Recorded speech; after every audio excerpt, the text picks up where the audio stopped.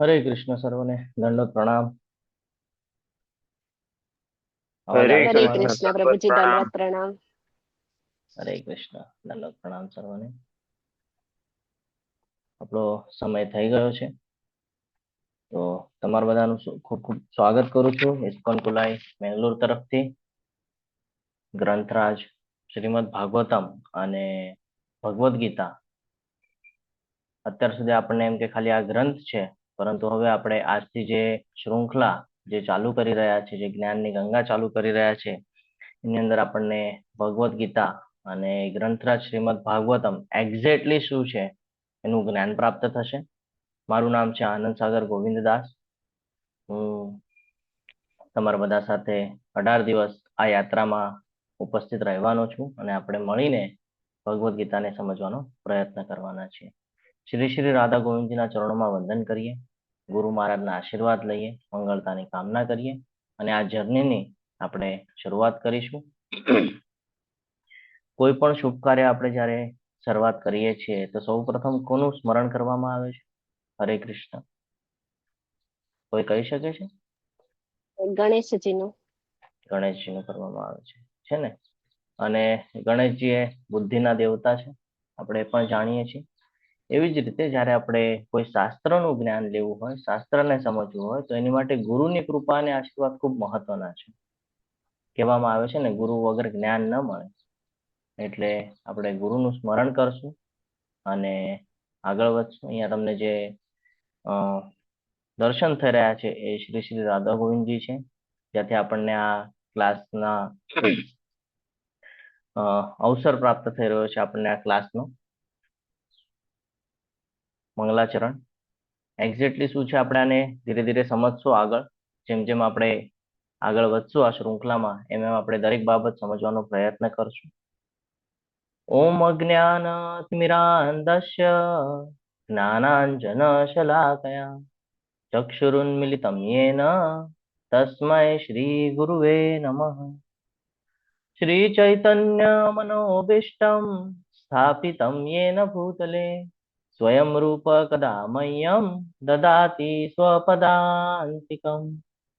વંદેહમ શ્રી ગુરુ શ્રીયુતપદકમલમ શ્રીગુરૂન વૈષ્ણવાંશ્ચ શ્રીરૂપમ સાગ્રજાતમ સગણ રઘુનાથાન્વિતમ તમ સજીવમ સાદ્વૈતમ સાવધૂતમ પરિજન સહિતમ શ્રી કૃષ્ણ ચૈતન્ય દેવમ શ્રી રાધાન કૃષ્ણ પાદાન સગણ લલિતા શ્રી વિશાખાન્વિતંશ્ચ હે કૃષ્ણ કરુણા સિંધુ દીનબંધો જગતપતે ગોપેશ ગોપિકા કાંત રાધાકાંત નમોસ્તુતે.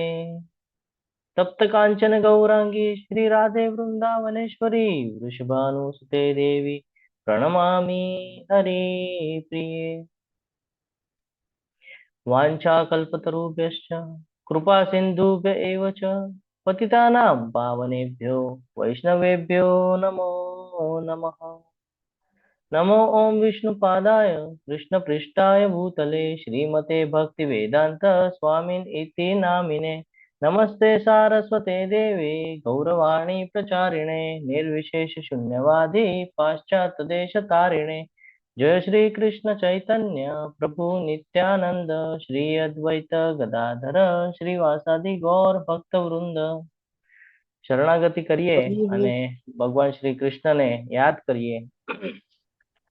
હરે કૃષ્ણ કૃષ્ણ કૃષ્ણ હરે હરે હરે રામ રામ રામ હરે હરે. હરે હરે કૃષ્ણ કૃષ્ણ પ્રભુજી, સર્વને સાદા પ્રણામ. દંડોત પ્રણામ. હરે કૃષ્ણ. કેટલા લોકો ફર્સ્ટ ટાઈમ જોઈન્ટ કરી રહ્યા છે આ સેશન? હરે કૃષ્ણ. હેન્ડ રેસ કરજો. તમારા એમાં ડિજિટલ હેન્ડ રેસ નું ઓપ્શન છે, જ્યાંથી તમે હેન્ડ રેસ કરી શકો છો. હરે કૃષ્ણ. ઓકે, ફર્સ્ટ ટાઈમ કરી રહ્યા છો. આનાથી પહેલા ક્યારેય કર્યું છે? ક્યાંય સાંભળ્યું છે ભગવદ્ ગીતા વિશે જ્ઞાન? હરે નહીં. કૃષ્ણ. ઓકે, ફર્સ્ટ ટાઈમ સાંભળી રહ્યા છો. ઓકે, ઠીક છે. તો ફર્સ્ટ ટાઈમ હરે છે એટલે કૃષ્ણ હરે પ્રભુજી, કૃષ્ણ, સાદર દંડોત પ્રણામ. પ્રણામ. હરે કૃષ્ણ. તો હરે કૃષ્ણ ફર્સ્ટ ટાઈમ છે, પ્રભુજી. હરે કૃષ્ણ. ફર્સ્ટ ટાઈમ છે તો એવું નહીં સમજતા કે અ, ભગવદ્ ગીતા કોઈ નોર્મલ બુક છે.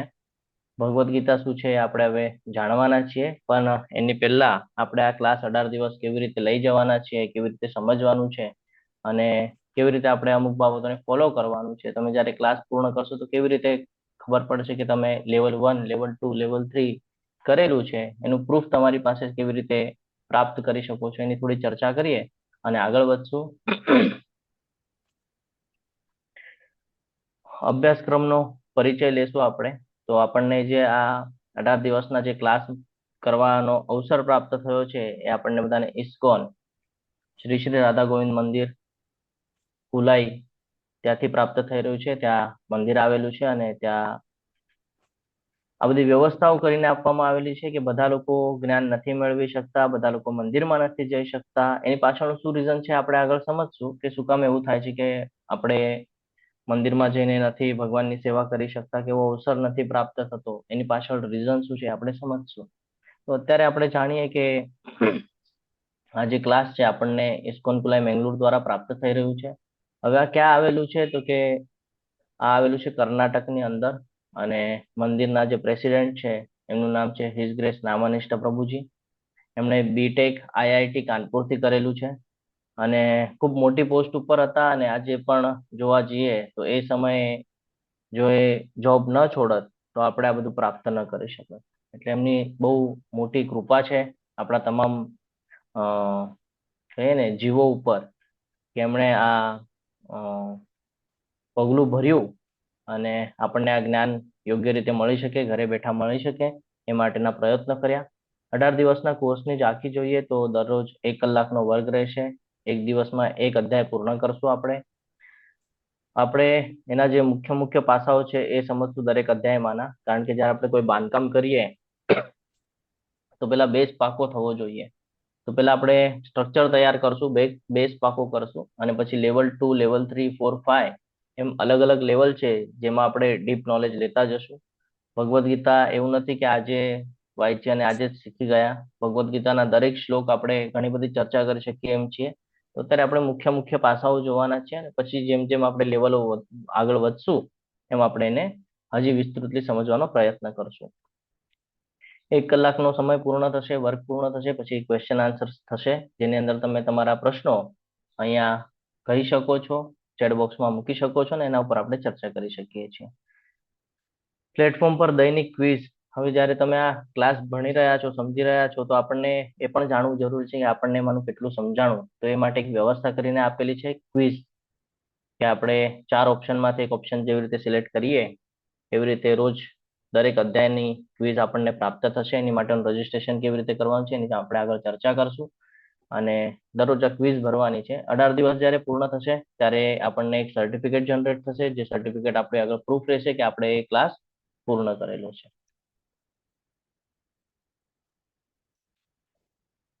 ભગવદ્ ગીતાને સમજવા માટે આપણી પાસે ભગવદ્ ગીતા હોવી ખૂબ જરૂરી છે, પણ હવે ઘણા બધા લોકો ફર્સ્ટ ટાઈમ જોઈન કરી રહ્યા છે, ખ્યાલ નથી. તો એ લોકો માટે એક અવસર પ્રાપ્ત છે કે તમારે જો મંગાવવું હોય તો તમે ઓનલાઈન પણ બુક મંગાવી શકો છો. એની વ્યવસ્થાઓ અહીંયા કરીને આપવામાં આવેલી છે. તમને એક વોટ્સઅપનું ગ્રુપ પ્રાપ્ત થયું હશે જ્યાંથી તમે આ લિંકથી જોડાણા છો. એ ગ્રુપમાં તમને આ બધી બાબતોનું ઇમ્પોર્ટન્સ જે છે ત્યાં મળતું રહેશે. જે ક્લાસીસ ચાલી રહ્યા છે એની લિંક મળતી રહેશે. યુટ્યુબની જે લિંક છે એ ત્યાં પ્રાપ્ત થશે તમને. એની સાથે જ જે કાંઈ પણ આપણે ચર્ચા કરીશું એની મહત્વની માહિતીઓ ત્યાં તમને મળતી રહેશે. પરંતુ આપણે ધ્યાન રાખવાનું છે જ્યારે એના પર મેસેજ આવે છે તો ઘણા સમય એવું થાય છે કે આપણે એ પ્રાઇવસી તોડી નાખીએ છીએ અને કોઈને પણ ડાયરેક્ટ મેસેજીસ કરીએ છીએ જે વ્યાજબી નથી, જે યોગ્ય નથી. હરે કૃષ્ણ. અવાજ આવે છે મારો? હા હા પ્રભુજી પ્રભુ. આવે હા છે. પ્રભુજી આવે છે. ઓકે. હા આવે છે. તમને હરે કોઈ કૃષ્ણ પણ પ્રભુજી, પ્રશ્ન, દંડવત પ્રણામ. હરે કૃષ્ણ, દંડવત પ્રણામ. તમને કોઈ પણ પ્રશ્ન હોય તો તમે આપણા જે સ્વયંસેવકો છે, જે કોચ તરીકે તમને અત્યારે નજરે ચડતા હશે, તમે એમને સંપર્ક કરી શકો છો. એડમિન જે છે, તમે વોટ્સઅપ ચાલુ કરશો તો એની અંદર તમને એડમિન પણ દેખાઈ જશે. તમે એડમિનને સંપર્ક કરી શકો છો. તો તમે શિક્ષકોનો સંપર્ક કરી શકો છો, જે શિક્ષક તમારી સાથે અહીંયા જોડાયેલા હશે. હરે કૃષ્ણ પ્રભુજી, સાદર હરે પ્રણામ. કૃષ્ણ, દંડવત પ્રણામ. બીજા સદસ્યો અહીંયા હશે ગ્રુપની અંદર, તો આપણે કોઈને પર્સનલી મેસેજ ન કરવું જોઈએ. જો એવું કઈ જાણ થશે તો એને બ્લોક કરી દેવામાં આવશે. હરે કૃષ્ણ પ્રભુજી. હરે કૃષ્ણ, દંડવત પ્રણામ. જય ઝૂમ કૃષ્ણ પ્રભુ, ક્લાસના દંડવત પ્રણામ. હરે કૃષ્ણ, દંડવત પ્રણામ. ઝૂમ ક્લાસના અમુક નિયમો છે, એ નિયમોને હરે જાણવું કૃષ્ણ પણ જરૂરી પ્રભુજી. છે. હરે કૃષ્ણ, દંડવત પ્રણામ સર્વને. તો જ્યારે આપણે ક્લાસ કરી રહ્યા છીએ તો ઘણો સમય એવું થાય કે વરસાદ આવે છે ને એવી બધી પરિસ્થિતિ હોય તો આપણે ઘરે જોઈએ, ઘરે હોઈએ તો આપણે આરામ કરતા કરતા પણ ક્લાસ કોઈ પર કરતા હોઈએ છીએ. તો અહીંયા બતાડેલું છે કે ક્લાસ કરવા માટેની યોગ્યતા શું છે. આપણે કોઈ પણ જ્ઞાન સૂતા સૂતા ન લેવું જોઈએ. આપણને બધાને ખબર છે કે અભિમન્યુ શું થયું હતું ખબર છે ત્યારે? એક નાનકડી ભૂલ. હરે કૃષ્ણ. જ્યારે આ જ્ઞાન પ્રાપ્ત થઈ રહ્યું હતું ત્યારે એમની જે માતા છે એ માતા સૂઈ ગયા હતા. તો ચક્રવ્યૂહમાં જવાનું કેવી રીતે છે એ ખબર હતી, ચક્રવ્યૂહથી બહાર કેવી રીતે આવવાનું છે એ ખબર નહોતી. એટલે બહુ મહત્વનું છે, નાની નાની બાબતો છે જે આપણે નોટ ડાઉન કરતું રહેવું જોઈએ કે આપણા જીવનમાં પણ આપણે પરિવર્તન કેવી રીતે લાવી શકીએ છીએ. તો આપણે બેસીને વ્યવસ્થિત રીતે આપણો જે પોશાક છે એ વ્યવસ્થિત હોવું જોઈએ. કોઈ ખરાબ બાબત દેખાય એવું આપણે ધ્યાન રાખવું જોઈએ. આગળ વધીએ તો તમને તમામ પ્રકારના પ્રશ્નો નિર્માણ થશે કે આવું જ કેમ છે, ભગવદ્ ગીતાના આ શ્લોકમાં આમ જ શું કામ કીધું છે ભગવાને, અર્જુન આમ શું કામ પૂછી રહ્યા છે, અથવા તો આ જે કહી રહ્યા છે એનો મિનિંગ કેમ આમ નીકળી રહ્યો છે, શું સમજવા જેવું છે, શું સમજવા જેવું નથી. દરેક પ્રશ્નના તમને જવાબ અહીંયા મળી રહેશે. એટલે તમને પ્રશ્ન થાય તો તમે નોટ ડાઉન કરી રાખજો. શક્ય તો આપણે એવી રીતે પ્રયત્ન કરશું કે ક્લાસના અંતે જે કાંઈ પણ પ્રશ્નો હશે એ ત્યારે પૂછશું. તો તમે હેન્ડ રેસ કરીને પણ પ્રશ્ન પૂછી શકો છો, પણ વ્યાજબી રહેશે કે તમે ક્લાસના અંતે પ્રશ્નો પૂછો. વોટ્સએપ ગ્રુપના શિક્ષક એડમિનને મેસેજ કોલ તમે કરી શકો છો. તમે પહેલા એમને મેસેજ કરીને એમનો સમય જાણી શકો છો, અને પછી એમના સમય અનુસાર તમે એમને સંપર્ક કરીને તમારા જે કાંઈ પણ સમસ્યા છે એનું નિરાકરણ તમે કરી શકો છો. સ્વયં સેવક આપણને સપોર્ટ કરવા માટે સવારે 6 વાગ્યાથી રાતના 12 વાગ્યા સુધી કટિબદ્ધ હોય છે, પરંતુ આપણે પણ સમયની મર્યાદાને જાણ રાખતા આપણે એ પ્રમાણે એમની સાથે કોન્ટેક્ટ કરવો જોઈએ. વેબસાઇટ આપેલી છે અહીંયા, આ ઓથેન્ટિકેટ વેબસાઇટ છે. મેલ આઈડી આપેલા છે જે તમે નોટ ડાઉન કરી શકો છો. તમને કોઈ પણ પ્રકારનું જો ક્વેશ્ચન હોય ને તમને અહીંયાથી જો ક્લિયરન્સ ન મળે તો તમે ત્યાં સંપર્ક કરી શકો છો. બીજી વાત એવી છે કે ડોનેશન, ઘણા બધા લોકોને આ જ પ્રશ્ન પડેલો હોય છે કે ભાઈ ઇસ્કોન ડોનેશન માંગે છે. તો ઇસ્કોન કોઈ દિવસે ડોનેશન માંગતું નથી. થાય છે એવું કે એક વાત માર્કેટમાં અલગ રીતે પ્રસિદ્ધ કરવામાં આવે છે અને પછી બધા એને જાણ્યા વગર ફેલાવો કરી દે છે. તો આપણને પણ જો આ ક્લાસ, હરે કૃષ્ણ, આપણને પણ આ જે ક્લાસ છે આ ક્લાસ આપણને ફ્રી ઓફ કોસ્ટમાં પ્રાપ્ત થયેલા છે. આપણને એનું કોઈ પ્રકારનું ચાર્જ આપવું પડતું નથી. પરંતુ ઘણા બધા ભક્તોને ઈચ્છા થાય છે કે જેમ હમણાં જન્માષ્ટમી આવશે તે કોઈક ને કોઈક એકાદશી પાળે, કોઈક તો એ લોકોને ઈચ્છા થાય છે કે અમે પણ કંઈક સેવા આપીએ. તો એ લોકો માટેની અહીંયા વ્યવસ્થા કરીને આવેલી છે. અહીંયા કોઈ કોઈને ફોર્સ કરતું નથી કે ડોનેશન કરો કરીને. સૌથી મહત્વની બાબત છે આ. સ્પેમ વોર્નિંગ, ઘણા બધા લોકોને ખબર છે કે ભાઈ આવી રીતે અલગ અલગ માધ્યમ છે જેનાથી આપણે લોકોને છેતરી શકીએ છીએ, લોકોનું નુકસાન કરી શકીએ છીએ. તો એ લોકો છે તમને આવી રીતે લિંક ને કાંઈક ને કાંઈક મોકલવાનો પ્રયત્ન કરશે. તો તમારા જાણ માટે તમને કહી દઉં કે આપણા જે ઓથેન્ટિકેટ જે એડમિન કોહોસ્ટ છે એ લોકો દ્વારા તમને મેસેજ મૂકવામાં આવે છે, અને એ પણ ગ્રુપમાં. પર્સનલી કોઈને કોઈ મેસેજ કરતું નથી. એટલે આવા બધાથી તમારે બહુ સાવચેતી રાખવાની છે. કોઈ પણ લિંકને ઓપન કરતા વખતે પહેલા કન્ફર્મેશન લેવાની છે અને પછી યોગ્ય હોય તો જ એને ઓપન કરવાની છે. તો મારી તમને બધાને વિનંતી છે કે ખૂબ કાળજીપૂર્વક ધ્યાન રાખજો ગ્રુપના અંદર પણ. જો તમને એવું કંઈ જણાય કે આ સ્પેમ જેવું છે તો તમે તરત એડમિન કોહોસ્ટને સંપર્ક કરીને એમને તમે કહી શકો છો. વેબસાઇટ છે, યુટ્યુબ ચેનલ પણ છે. યુટ્યુબ ચેનલ એટલા માટે છે કે ઘણા બધા ભક્તોની ઈચ્છા થાય છે કે પ્રભુજી ક્લાસ મિસ થઈ ગયા, મારે હવે જાણવું હોય તો હું કેવી રીતે જાણી શકું. એની માટે આ વ્યવસ્થા કરીને રાખવામાં આવેલી છે કે જો કોઈ વાર કોઈ સંજોગોવશ ક્લાસ મિસ થઈ જાય તો તમે યુટ્યુબના લિંકમાંથી જઈને તમે ક્લાસ કરી શકો છો. એની લિંક તમને વોટ્સઅપ ગ્રુપની અંદર પ્રાપ્ત થઈ જશે. ફેસબુક પેજ છે, જેના ઉપર જઈને તમે અલગ અલગ યાત્રા ઉત્સવ છે, અલગ અલગ કહીએ ને કે ઉત્સવો ઉજવવામાં આવે છે એની તમામ માહિતી તમને આ ફેસબુક પેજ દ્વારા પ્રાપ્ત થતી રહેશે.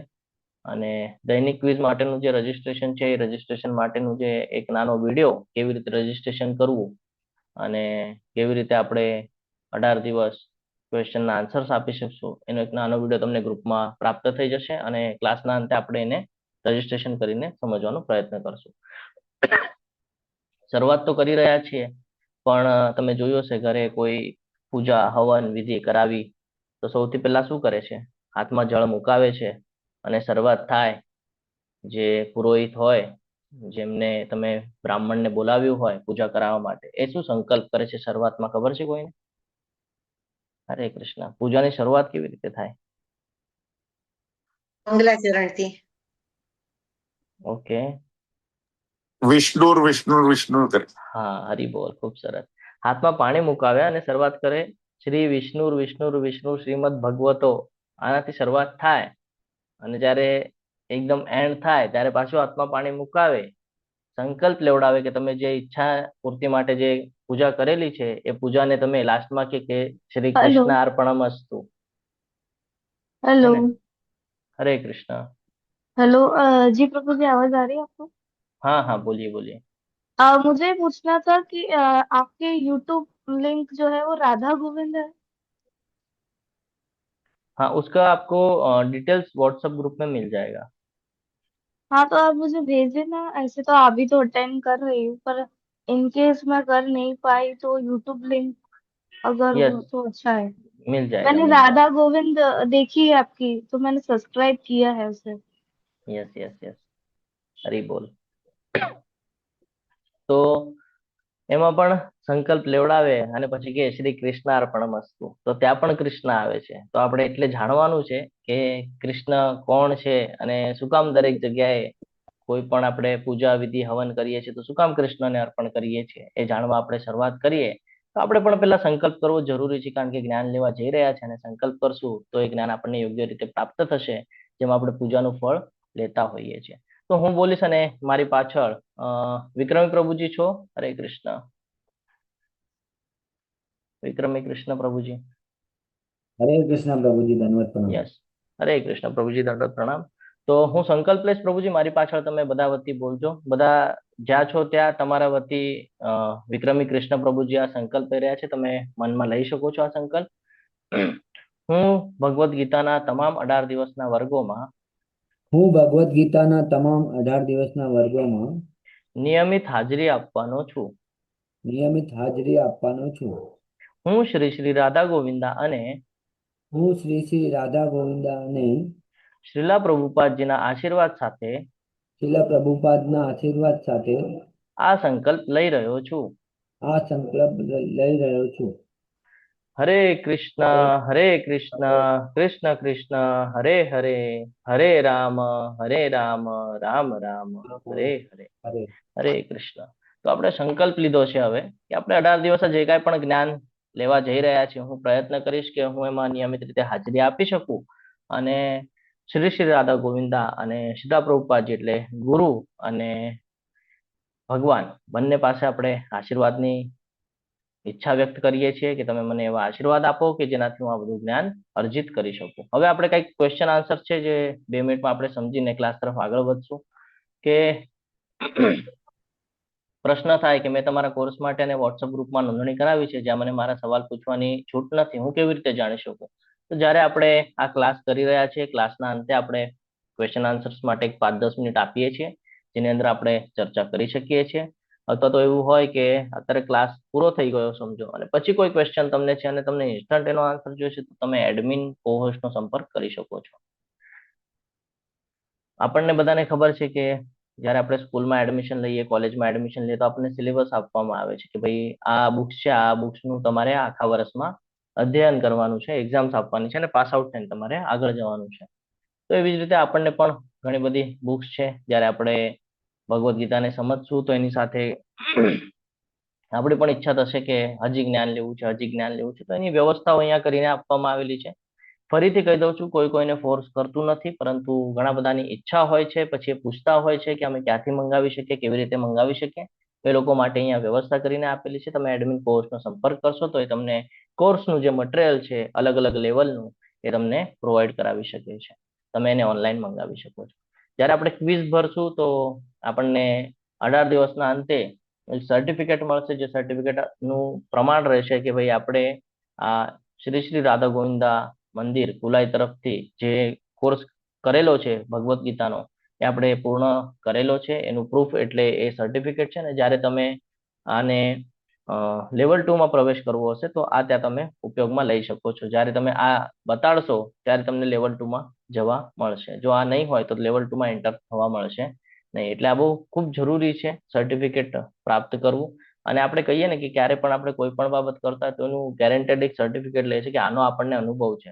જેમ આપણે કોઈ પણ જગ્યાએ જોબ કરીએ તો ત્યાંથી પણ એક સર્ટિફિકેટ પ્રાપ્ત કરીએ છીએ કે ભાઈ અમે એક્સપિરિયન્સ લેટર તમે અમને આપો કરીને. તો એવી રીતે આ છે કે ભાઈ અમે પણ જ્ઞાન અર્જિત કરેલું છે અને સફળતાપૂર્વક અમે ક્વિઝ પૂર્ણ કરેલી છે, જ્યારે અમને આ સર્ટિફિકેટ પ્રાપ્ત થયું છે.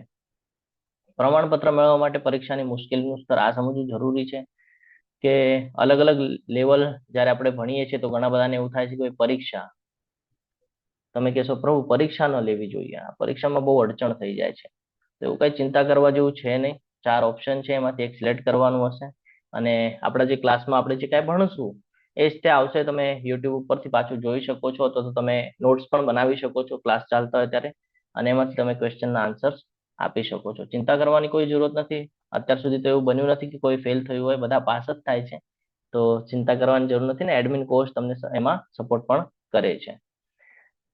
ઇન્ટરનેટ, ઝૂમ, ઓનલાઈન અભ્યાસક્રમોથી પરિચિત નથી તો માર્ગદર્શન મળશે, અવશ્ય તમને માર્ગદર્શન મળશે. તમે એની માટે એડમિન કોર્સનો સંપર્ક કરી શકો છો. એ તમને ઝૂમ કેવી રીતે હેન્ડલ કરવું, કેવી રીતે તમે નેટ યુઝ કરીને તમે યુટ્યુબના લિંકમાં જઈ શકો છો, કેવી રીતે તમે ક્વિઝ માટેનું રજીસ્ટ્રેશન કરી શકો છો. આ તમામ પ્રકારના પ્રશ્નો તમને ઉદ્ભવે તો તમે એડમિન કોર્સનો સંપર્ક અથવા તો શિક્ષક સાથે તમે ચર્ચા કરી શકીએ છીએ. ઘણા બધાને હશે કે ભાઈ આનાથી પહેલા મેં કોઈ દિવસે હાજરી આપી નથી, શું હું ભગવદ્ ગીતાને સમજવાને લાયક છું? તો આ સમજવું બહુ જરૂરી છે કે આપણે જ્યારે નાના હતા, જ્યારે આપણો જન્મ થયો ત્યારે આપણને ચાલતા પણ નહોતું આવડતું ને બોલતા પણ નહોતું આવડતું. જેમ જેમ સમય વ્યતીત થયો, જેમ જેમ આગળ વધ્યા, એમ ચાલતા પણ આવડ્યું, બોલતા પણ આવડ્યું. એવી જ રીતે આ ભગવદ્ ગીતા જે છે એનો કોર્સ જ એવી રીતે ડિઝાઇન કરવામાં આવેલો છે કે અજાણ્યા વ્યક્તિને પણ એનું જ્ઞાન પ્રાપ્ત થઈ શકે અને એ જીવનમાં એને ઉતારી શકે. એટલે 18 દિવસનો ગીતાનો કોર્સ એ નવા ભક્તો માટે જ બનાવવામાં આવેલો છે. શિક્ષકો ગીતાને એકદમ સરળ કરીને સમજાવવાનો પ્રયત્ન કરશે, જેથી તમે સમજી શકો છો. ઘણા બધાને છે કે મને ખાતરી નથી કે હું ખરેખર કાર્યક્રમ માટે લાયક છું, કારણ કે મેં ક્યારેય ભગવદ્ ગીતાના ક્લાસમાં હાજરી નથી આપી કે કોઈ દિવસે વાંચ્યું નથી અને આજ સુધી કોઈ દિવસે આધ્યાત્મિક પ્રયાસ કર્યો નથી. જો તે મારા માટે કામ ન કરે તો શું હું વચ્ચે છોડી શકું? અવશ્ય તમે વચ્ચે એને છોડી શકો છો. તમને કોઈ પ્રકારનું બંધન નથી અહીંયા. જો તમને લાગે કે ભાઈ મને નથી સમજાઈ રહ્યું અથવા તો મને નથી ફાવી રહ્યું, તો તમે કયા પણ ક્લાસ સમયે તમે સ્કીપ કરી શકો છો. તમે એમાંથી બહાર નીકળી શકો છો. કોઈ પ્રકારની આ બંધનમાં મૂકવામાં આવતું નથી. જો ક્વિઝમાં શંકા હોય અને અગાઉના પ્રકરણો વિશે વર્ગ પછી પ્રશ્ન હોય તો શું કરવું જોઈએ? તમે કોઈ પણ ગ્રુપમાં અલગ અલગ ગ્રુપ, કોઈ પણ એટલે એનો અર્થ એવું છે કે આ ક્લાસ અલગ અલગ સમયે ચાલી રહ્યો છે. સવારે 6 વાગે, સવારે 8 વાગે, બપોરે 4 વાગે, રાતના 8 વાગે. તો તમે જે પણ ગ્રુપમાં જોડાતા હશો એ ગ્રુપમાં તમે એડમિનને મેસેજ કરીને સંપર્ક કરી શકો છો. યસ સમીર પ્રભુજી, બોલો. હરે કૃષ્ણ. છોડવામાં તો એવું છે ને કે કૃષ્ણ ભગવાન જેને પકડ્યા છે ને એ છોડી નહીં શકે. યસ પ્રભુજી.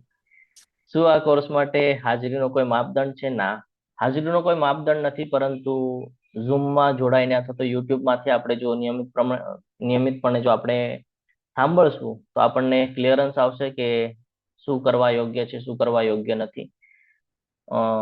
આ કોર્સ માટે સાઇન અપ કર્યું છે કારણ કે હું ભગવદ્ ગીતાના શ્લોકોને યાદ રાખવા માંગુ છું અને શું હું યોગ્ય પ્રોગ્રામમાં છું.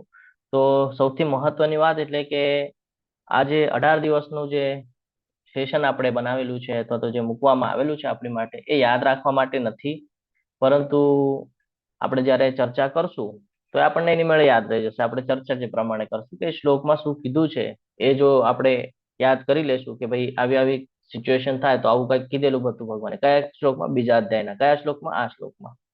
તો તો આપણે એવી રીતે સમજવાનો પ્રયત્ન કરશું. અને ઘણા બધા આપણને અવસર પણ છે. જ્યારે આપણે જેમ જેમ આગળ વધશું એમ આપણને અલગ અલગ ગ્રુપની લિંક પણ મળશે. અલગ અલગ જે રીડિંગના ક્લાસ છે, જે પ્રીચિંગના ક્લાસ છે, ઘણા બધા ક્લાસ છે, એમાં આપણે જોડાઈ શકીએ છીએ. તો એની પણ આપણને લિંક આપણે અંતે ચર્ચા કરશું. એની મેં સાંભળ્યું છે કે જો હું ઇસ્કોન કોર્સમાં જોડાઈશ તો અંગત જીવનમાં ઘણા બધા પ્રતિબંધોનું પાલન કરવું પડશે. શું આવું છે? ના, આવું કોઈ જ નથી. કોઈ કોઈને ફોર્સ નથી કરતું, કોઈ કોઈને પાલન કરવાનું કહેતું નથી. હા, એક બાબત ખૂબ મહત્વની છે કે અમુક જીવનમાં એવી સિચ્યુએશનો આવે છે કે આપણે રૂલ્સને ફોલો કરવું જરૂરી છે ને, કારણ કે આપણે એને સિરિયસલી લઈ શકીએ. એવી જ રીતે છે કે આપણને જો એવું વ્યાજબી લાગે કે નહીં, મારે આ નિયમનું પાલન કરવું જરૂરી છે, જો મારા જીવનમાં મારે પરિવર્તન લાવવું હોય તો અવશ્ય કરી શકો છો. પણ એવું નથી કે ભાઈ તમારે અહીંયા બળજબરી કરવામાં આવશે કે નહીં, તમારે આવું જ કરવાનું છે, એવું કોઈ અહીંયા કરવામાં આવતું નથી.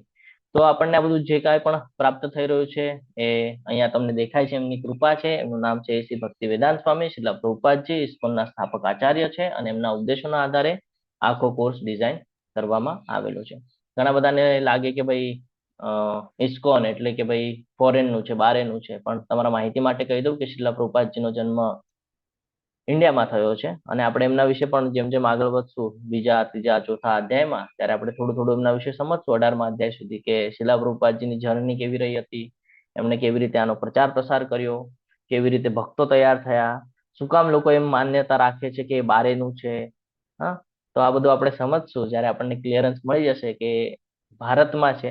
અને ભારતની જે ભૂમિ છે, તમે જોશો ભગવદ્ ગીતાને સમજશો તો તમને ખબર પડશે કે કુરુક્ષેત્રનું યુદ્ધ પણ ભારતના ભૂમિ ઉપર જ થયું હતું. ધર્મ અધર્મનું જે યુદ્ધ છે એ ભારતના ભૂમિ ઉપર થયું હતું. તો શ્રી શ્રી રાધા ગોવિંદા મંદિર ઇસ્કોન કુલાઈ મેંગલુરુ તરફથી ભગવદ્ ગીતાને સમજવો 18 દિવસના કોર્સમાં આપણે શરૂઆત કરવા જઈ રહ્યા છે. ઇસ્કોનના સ્થાપક આચાર્ય પરમ પૂજ્ય એસી ભક્તિ વેદાંત સ્વામી શ્રીલા પ્રભુપાદજીના ઉપદેશોના આધારે આદિ શંકરાચાર્ય. જો ક્યારે પણ આપણે પ્રસ્તાવના વાંચીએ છીએ છે ને, કોઈ પણ બુક હાથમાં લઈએ તો એમાં પ્રસ્તાવના હોય, એમાં લખેલું હોય કે એક્ઝેક્ટલી એની અંદર શું મૂકવામાં આવેલું છે ને એનું શું મહત્વ છે. તો એવી રીતે આપણે પણ જ્યારે ભગવદ્ ગીતાને સમજવાનો પ્રયત્ન કરશું તો રેફરન્સ લેશું આપણે ઘણી બધી જગ્યાએથી કે શાસ્ત્રમાં શું લખેલું છે. હવે ઘણા બધા લોકોને એવું હોય કે ભાઈ શાસ્ત્ર તો અમને સમજાતું નથી, સંસ્કૃત તો અમને આવડતું નથી.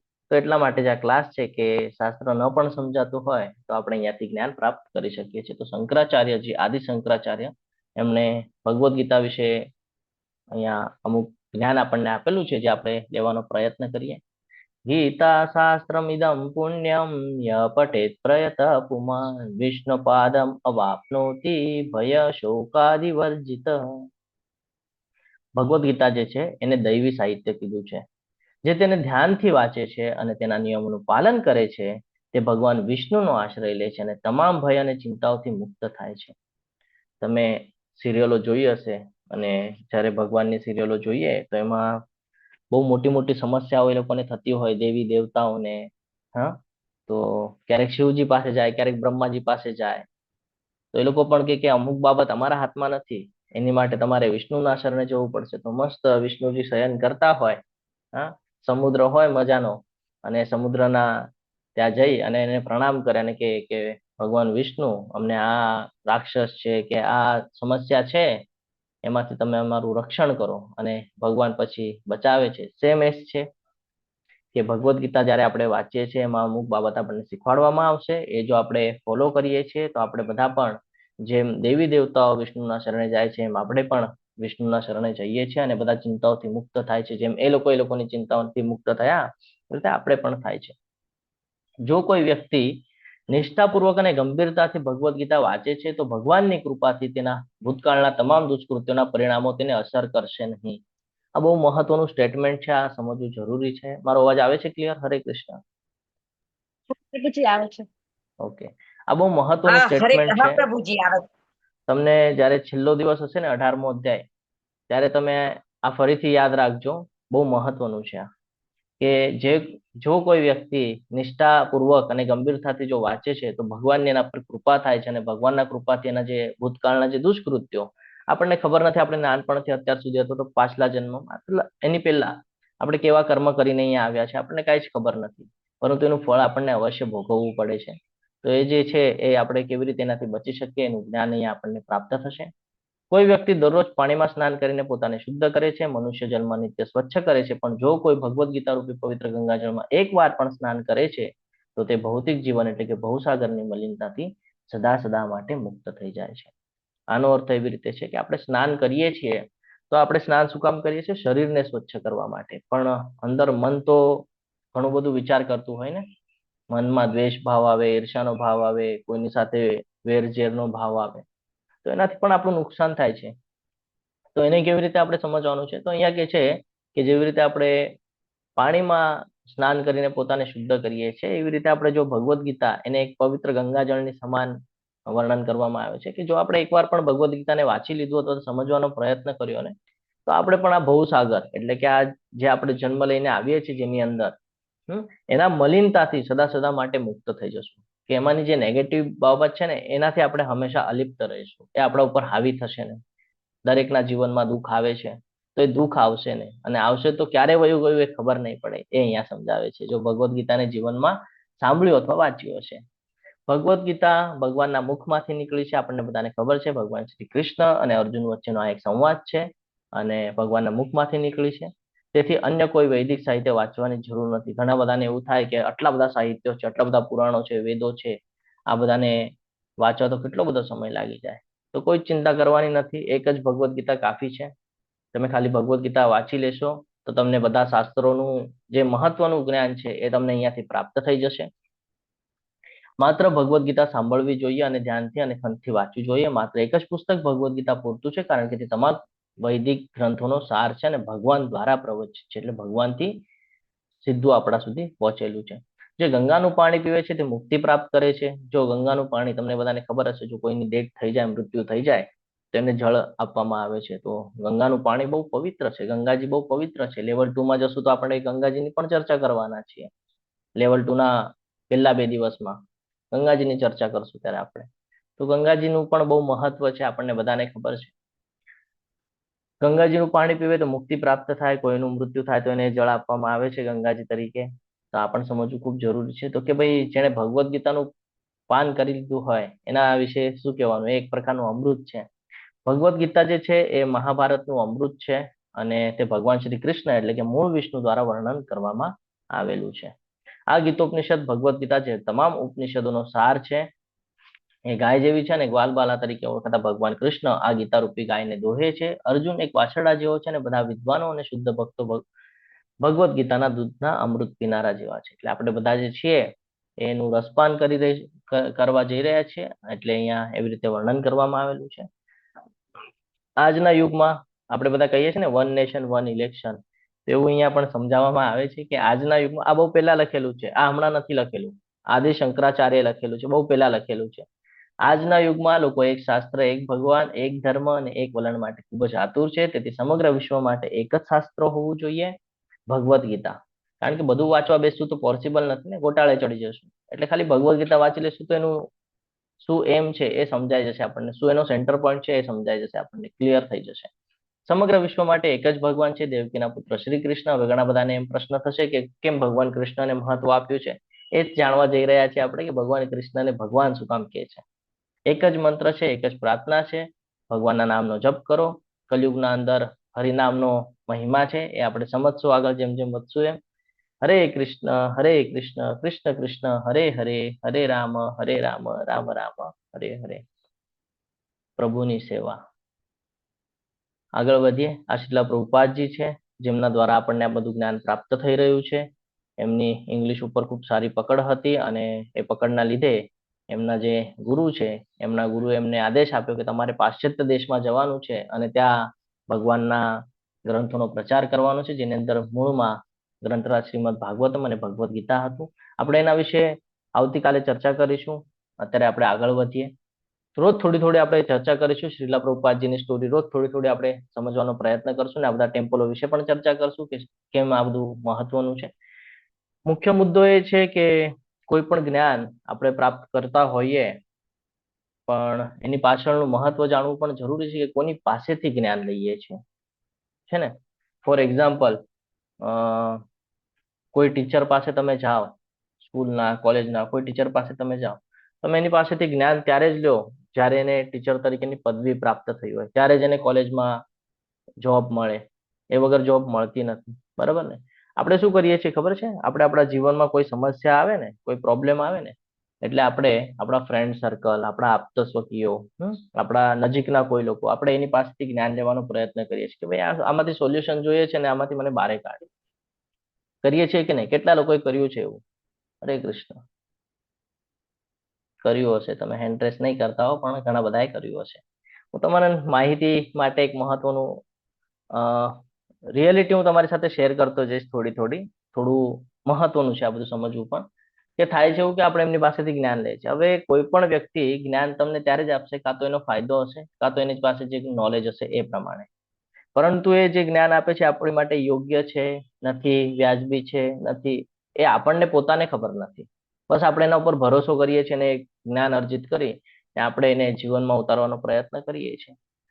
એક પ્રશ્ન છે તમને બધાને મારો, કે તમે જે સ્કૂલ કોલેજમાં જે કાંઈ પણ જ્ઞાન લીધું, શું એ અત્યારે વાસ્તવિકમાં તમને હાલમાં બહુ ઉપયોગી પડે છે? સાચું કહેજો. ના ના પ્રભુ. છે ને? તો આપણે આ સમજવું જરૂરી છે કે આપણે ક્યાંથી લઈએ છીએ, ના શું લઈએ છીએ. હું વિરોધ નથી કરતો કોઈનો, પણ આ વાસ્તવિકતા છે. વાસ્તવિકતાની સાથે આપણે ચાલવું ખૂબ જરૂરી છે જીવનની અંદર. તો આપણે જે જ્ઞાન લઈએ છીએ ને એ ઓથેન્ટિકેટ માંથી લેવું જરૂરી છે. ઓથેન્ટિકેટ એટલે શું? શાસ્ત્રો. શાસ્ત્રો શું કામ આપ્યા છે આપણને? કે આપણા જીવનની દિશા નક્કી કરવા માટે. પરંતુ આપણને સંસ્કૃત આવડતું નથી, બહુ મગજમારી લાગે, સમજવું કઈ સમજાય નહીં, આપણને આધ્યાત્મિક વિષય છે એટલે આપણે એને ઇગ્નોર કરતા હોઈએ છીએ. પરંતુ આ જ શાસ્ત્ર છે જે તમને અંતે સફળતા તરફ લઈ જશે. તો એ શાસ્ત્રનું જ્ઞાન જ્યારે આપણે લઈએ છીએ તો ઓથેન્ટિકેટ પરંપરા, ગુરુ શિષ્ય પરંપરામાંથી આવેલું હોવું જોઈએ. જે આપણને અહીંયા જ્ઞાન પ્રાપ્ત થાય છે એ ગુરુ શિષ્ય પરંપરા દ્વારા પ્રાપ્ત થાય છે. જ્યારે તમે ભગવદ્ ગીતા હાથમાં લેશો ત્યારે તમે એમાં જોશો, એમાં ગુરુ શિષ્ય પરંપરાની આખી શૃંખલા બતાડેલી છે. શરૂઆત ભગવાન શ્રી કૃષ્ણથી થાય છે, ત્યાંથી પછી આગળ આવી તમને અહીંયા જે નજરે ચડી રહ્યા છે એ તમામ લોકોના નામ તમને ત્યાં નજરે ચડશે. તો આપણે જોઈએ શ્રીલા પ્રભુપાદજીના શિષ્ય હિઝ હોલીનેસ જય પતાકા ગુરુ મહારાજ, જે તમે માયાપુરની અંદર જે ટેમ્પલ જોઈ રહ્યા છો એમનું નિર્માણ આમના દ્વારા જ કરવામાં આવેલું છે. આમના વિશે પણ આપણે ચર્ચા કરશું કે કેવી રીતે એમણે પ્રચાર પ્રસારમાં ભાગ લીધો અને કેવી રીતે ગુરુ થયા અને કેવી રીતે શિષ્યોને એ આ પ્રચાર કરાવી રહ્યા છે, શિષ્યોને કેવી રીતે માર્ગદર્શન કરી રહ્યા છે અને એમના શિષ્યો અત્યારે કયા પોઝિશન ઉપર છે એની પણ આપણે ચર્ચા 18 દિવસમાં કરવાનો પ્રયત્ન કરશું. એમના શિષ્ય છે હિઝ ગ્રેસ નામનિષ્ઠા પ્રભુજી, જેમની આપણે ચર્ચા કરી, જે ઇસ્કોન કુલાઈ મેંગલુરના પ્રેસિડન્ટ છે. તો આવી રીતે આપણે ગુરુ શિષ્ય પરંપરા દ્વારા આ જ્ઞાન લેવા જઈ રહ્યા છીએ. એટલે અહીંયા એવું નથી કે ક્યાંકથી સાંભળ્યું અને હું તમારી સાથે શેર કરું છું. જે ઉપરથી પ્રાપ્ત થતું આવ્યું છે, જે મને મારા શિક્ષા ગુરુ, દીક્ષા ગુરુએ જે જ્ઞાન આપ્યું છે એ હું તમારી સાથે સરળતાપૂર્વક શેર કરવાનો પ્રયત્ન કરીશ. જ્યારે હું શેર કરીશ તમારી સાથે ત્યારે હું ભૌતિક જગતના અમુક મુદ્દાઓ તમારી સાથે શેર કરીશ, કારણ કે એ કર્યા વગર તમને ક્લિયરન્સ આવશે નહીં. તો ભગવદ્ ગીતાનો અર્થ શું છે એને આપણે સંધિ છૂટી પાડીએ તો આપણને ખબર પડે. ભગવત પ્લસ ગીતા તો ભગવાન દ્વારા ગાવામાં આવેલું ગીત. આપણે જ્યારે જીવનમાં સમસ્યા નિર્માણ થાય છે તો હમણાં જ આપણે ચર્ચા કરી કે કોકની હેલ્પ લેતા હોઈએ છીએ અને એમની હેલ્પ લઈને આપણે જીવનના અલગ અલગ પાસાઓને છોડવાનો પ્રયત્ન કરતા હોઈએ છીએ, સમજવાનો, હલ કરવાનો પ્રયત્ન કરતા હોઈએ છીએ, પણ એ લોકોના માધ્યમથી સમજાવવાનો પ્રયત્ન કરે છે. અંતે પછી ક્યાંક આપણને અસફળતા પ્રાપ્ત થાય છે, નિરાશ થઈએ છીએ અને આપણે બધા માટે એક એવી સિચ્યુએશન આવે છે કે ભાઈ લાસ્ટ ઓપ્શન કાં તો સુસાઇડ કાં તો ભગવાનનું મંદિર. ઘણા બધા લોકો માટે આ આવે છે. જ્યારે આપણે ભગવાન પાસે જઈએ છીએ તો ભગવાનને કહીએ છીએ કે રડતા હોઈએ, કાં તો કોઈ સામે હોય ત્યારે, કાં તો કોઈ ન હોય ત્યારે એકાંતમાં, અને ભગવાનને કહીએ છીએ કે મારી સાથે જ કેમ આવું. ઘણા બધાને પ્રશ્નો થતા હશે કે મારી સાથે જ કેમ આવું થાય છે, હું તો બધા સાથે સારું વર્તન કરું છું, હું તો બધા સાથે સારી રીતે રહું છું, તો પણ મારી સાથે કેમ આવું થાય છે. તો આવા સમયે આપણે કહીએ ને કે આપણે એટલા બધા ભગવાનના ભક્ત નથી કે શુદ્ધ નથી. જો આપણને ફ્રેન્ડ પણ આપણને ક્યાં સુધી સાથે રહે, જ્યાં સુધી આપણે એના હિતનું કરીએ ને ત્યાં સુધી આપણી સાથે રહે છે. હું તમારી સાથે લાસ્ટમાં એની ચર્ચા કરીશ. તો એવી જ રીતે જ્યારે આપણે ભગવાન પાસે જઈએ છીએ તો ભગવાનને કહીએ છીએ પણ આપણે શુદ્ધ નથી, તો ભગવાન આવે છે કે? ભગવાને જોયા છે કોઈ અત્યાર સુધી? દેખાણા છે ભગવાન? આ સમજવું જરૂરી છે. જોયા નથી પણ આપણે અનુભવથી સમજી શકીએ છીએ ભગવાનની પ્રેઝન્સ. તો એની માટે જ ભગવાને આપણને કીધું છે કે તારે કોઈ પાસે જવાની જરૂર નથી. મેં તારી માટે ઓલરેડી એવી વ્યવસ્થા કરીને આપેલી છે કે તારા જીવનના જન્મથી લઈને મૃત્યુ પર્યંત અને જેટલી પણ પેઢીઓ આવશે, કલયુગના અંતિમ આવે, કોઈ પણ યુગ આવે, દરેક યુગમાં તારા ઉપયોગી માટેનું એક મેં વ્યવસ્થા કરીને આપેલી છે. જો તું એને સમજી જઈશ, જો તું એને જીવનમાં ઉતારી દઈશ, તો જીવનના તમામ પ્રશ્નોનું સમાધાન એની અંદર મૂકવામાં આવેલું છે. જીવનના જન્મથી લઈને મૃત્યુ સુધી કયા પણ ક્વેશ્ચન તમે કરશો ને, એના આન્સર તમને આ 700 શ્લોકમાં મળી જશે. તો ભગવાન ત્યારે ભગવદ્ ગીતાનું સુઝાવ કરે છે કે ભગવદ્ ગીતા મેં ઓલરેડી આપેલી છે, તમે ભગવદ્ ગીતાને યોગ્ય માધ્યમથી સમજો, જીવનમાં ઉતારો અને તમારા સમસ્યાનું હલ તમે પોતે જ કરો. કોઈ ઉપર ડિપેન્ડ નહીં રહ્યો, કારણ કે જ્યારે તમે ડિપેન્ડ રહેશો ને તો સામેવાળો તમારો લાભ ઉપાડશે. એટલે ભગવાન આપણને ઇન્ડિપેન્ડન્ટ કરવા માંગે છે. તો ભગવદ્ ગીતા આપણા જીવનની માર્ગદર્શિકા છે, લાઈફ મેન્યુઅલ. જ્યારે તમે કોઈ પણ નવી વસ્તુ વસાવો છો, ટીવી, ફ્રીજ, વોશિંગ મશીન, કાંઈ પણ, જે કાંઈ પણ, ઇવન ગાડી પણ, તેની સાથે તમને એક પુસ્તક આપવામાં આવે છે. એમાં એને વાપરવાનું, ધ્યાન રાખવાનું, એ બધી બાબતો લખેલી છે. ડૂઝ ડોન્ટ્સ બધું લખેલું હોય છે. કેવી રીતે એને સંભાળ રાખવાની છે, શું એનું ધ્યાન રાખવાનું છે, શું નથી રાખવાનું. તો એવી જ રીતે આપણા જીવનની અંદર પણ ઘણી બધી બાબતો છે જેનું આપણે ધ્યાન રાખવું ખૂબ જરૂરી છે. જો આપણે એનું ધ્યાન નહીં રાખીએ તો આપણું જીવન છે એ ખરાબ થઈ જાય છે અને પછી આપણે નિરાશ થઈ જઈએ છીએ, હતાશ થઈ જઈએ છીએ. તો ભગવાન કહે છે ભાઈ ભગવદ્ ગીતા છે ને એ જીવનની માર્ગદર્શિકા છે. એટલે જેના જીવનમાં ભગવદ્ ગીતા છે ને એને ચિંતા કરવાની આવશ્યકતા નથી. આ જે ભગવદ્ ગીતા છે એ મહાભારતમાંનો એક ભાગ છે. ભીષ્મ પર્વ આવે છે અને આ ભીષ્મ પર્વનો એક ભાગ છે જેની અંદર આ મહાભારત જે આખું જયારે તમે વાંચો તો તમે કહો આટલી મોટી, બે પ્રથમ ખંડ, દ્વિતીય ખંડ એવી અલગ અલગ ખંડમાં આવે છે. તમને એવું થાય કે પ્રભુજી આ તો બહુ મોટી છે. તો ભગવાન કહે છે આટલી મોટી વાંચવાની જરૂર નથી, મેં એની અંદર એક નાનો ભાગ મૂકેલો છે. ભીષ્મ પર્વની અંદર જાઓ અને ત્યાંથી તમે ભગવદ્ ગીતા કાઢી ભગવદ્ ગીતા વાંચી લ્યો તો પણ તમારું જીવન સફળ છે. કૃષ્ણ અને અર્જુન વચ્ચેનો સંવાદ છે, ગુરુની ગુણવત્તા સમજવું ખૂબ જરૂરી છે. એક એક્ઝામ્પલ અહીંયા આપણને આપેલું છે ઇસ્કોનની ભગવદ્ ગીતા યથારૂપ જ કેમ. હવે તમે જોયું હશે કે Bhagavad Gita as it is ની વાત થાય છે. માર્કેટમાં તો ઘણી બધી ભગવદ્ ગીતા છે. તમે નેટ પર નાખો, અત્યારે તો નવું સિસ્ટમ છે, એઆઈ ચાલી રહ્યું છે, ચેટ જીપીટી પર નાખો એટલે તરત તમને બધી ડિટેલ્સ મળી જાય છે. પરંતુ શાસ્ત્રો જાણવા પણ જરૂરી છે કે ક્યાંથી આવે છે, કેવી રીતે આવે છે. એનું કે અહીંયા ઉદાહરણ આપેલું છે. જો કોઈ મોબાઈલ આપણે પરચેસ કરીએ તો એની સાથે આપણને એક ચાર્જર આપવામાં આવે છે, બરાબર છે. તમે અને મેં સાથે મોબાઈલ લીધો, તમે અલગ કંપનીનો લીધો, મેં અલગ કંપનીનો લીધો. થયું એવું કે હું મારું ચાર્જર ઘરે ભૂલી ગયો છું અને મેં તમારા ચાર્જરથી ચાર્જ કરવાનો પ્રયત્ન કર્યો. શું થશે? ચાર્જ તો થશે મોબાઈલ, પણ એમાં તફાવત જોવા મળશે. કાં તો સ્લો ચાર્જ થશે, કાં તો એના બેટરી ઉપર વધારે ઇફેક્ટ કરશે. તરત નથી સમજાતું ને, થોડા સમય પછી ખબર પડે છે બેટરી ખરાબ થઈ ગઈ, થોડા સમય પછી ખબર પડે છે કે વોલ્ટેજ વધી ગયો હતો એનો. થાય છે કે નહીં એવું? હરે કૃષ્ણ. હા પ્રભુજી થાય છે. હરે તો કૃષ્ણ. એવી જ રીતે હા, તો આવું જોવા મળે છે. તો અહીંયા એ જ સમજાવે છે કે જો આપણે કોઈ ભગવદ્ ગીતા બારેથી લઈને એને વાંચવાનો પ્રયત્ન કરશું ને તો આપણને લાગશે તો છે કે આપણે જ્ઞાન લીધું છે, પણ પછી એનો ઇફેક્ટ પછીથી આપણને દેખાશે કે આપણે શું આપણું નુકસાન કરી લીધું છે ને.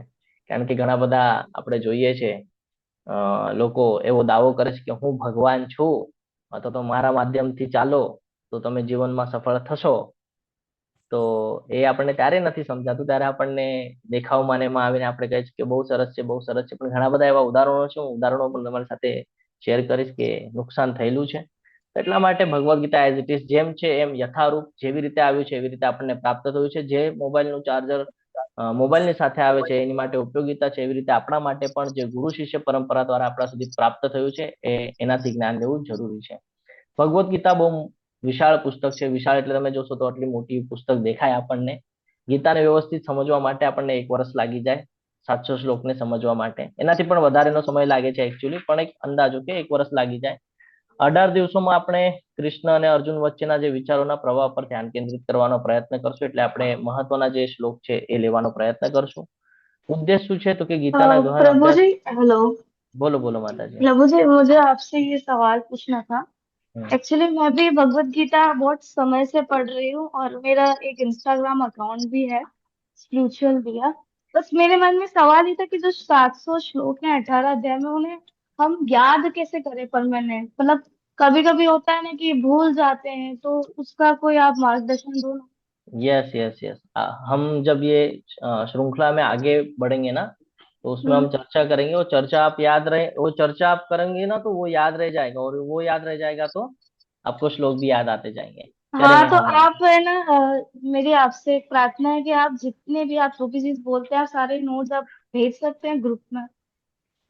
नोट्स माता जी आपको लिखने होंगे और हम अच्छा। यहाँ पे ये जो लिंक है वो आपको प्रोवाइड कर सकते हैं माता जी। हाँ तो आपकी जो भी गई ऐसे तो यूट्यूब लिंक सब्सक्राइब है और जो भी लिंक है आप प्रोवाइड करते रहना। યસ યસ યસ માતાજી। તો આપણે ગીતાના ગહન અભ્યાસ માટે તૈયારી કરી રહ્યા છે।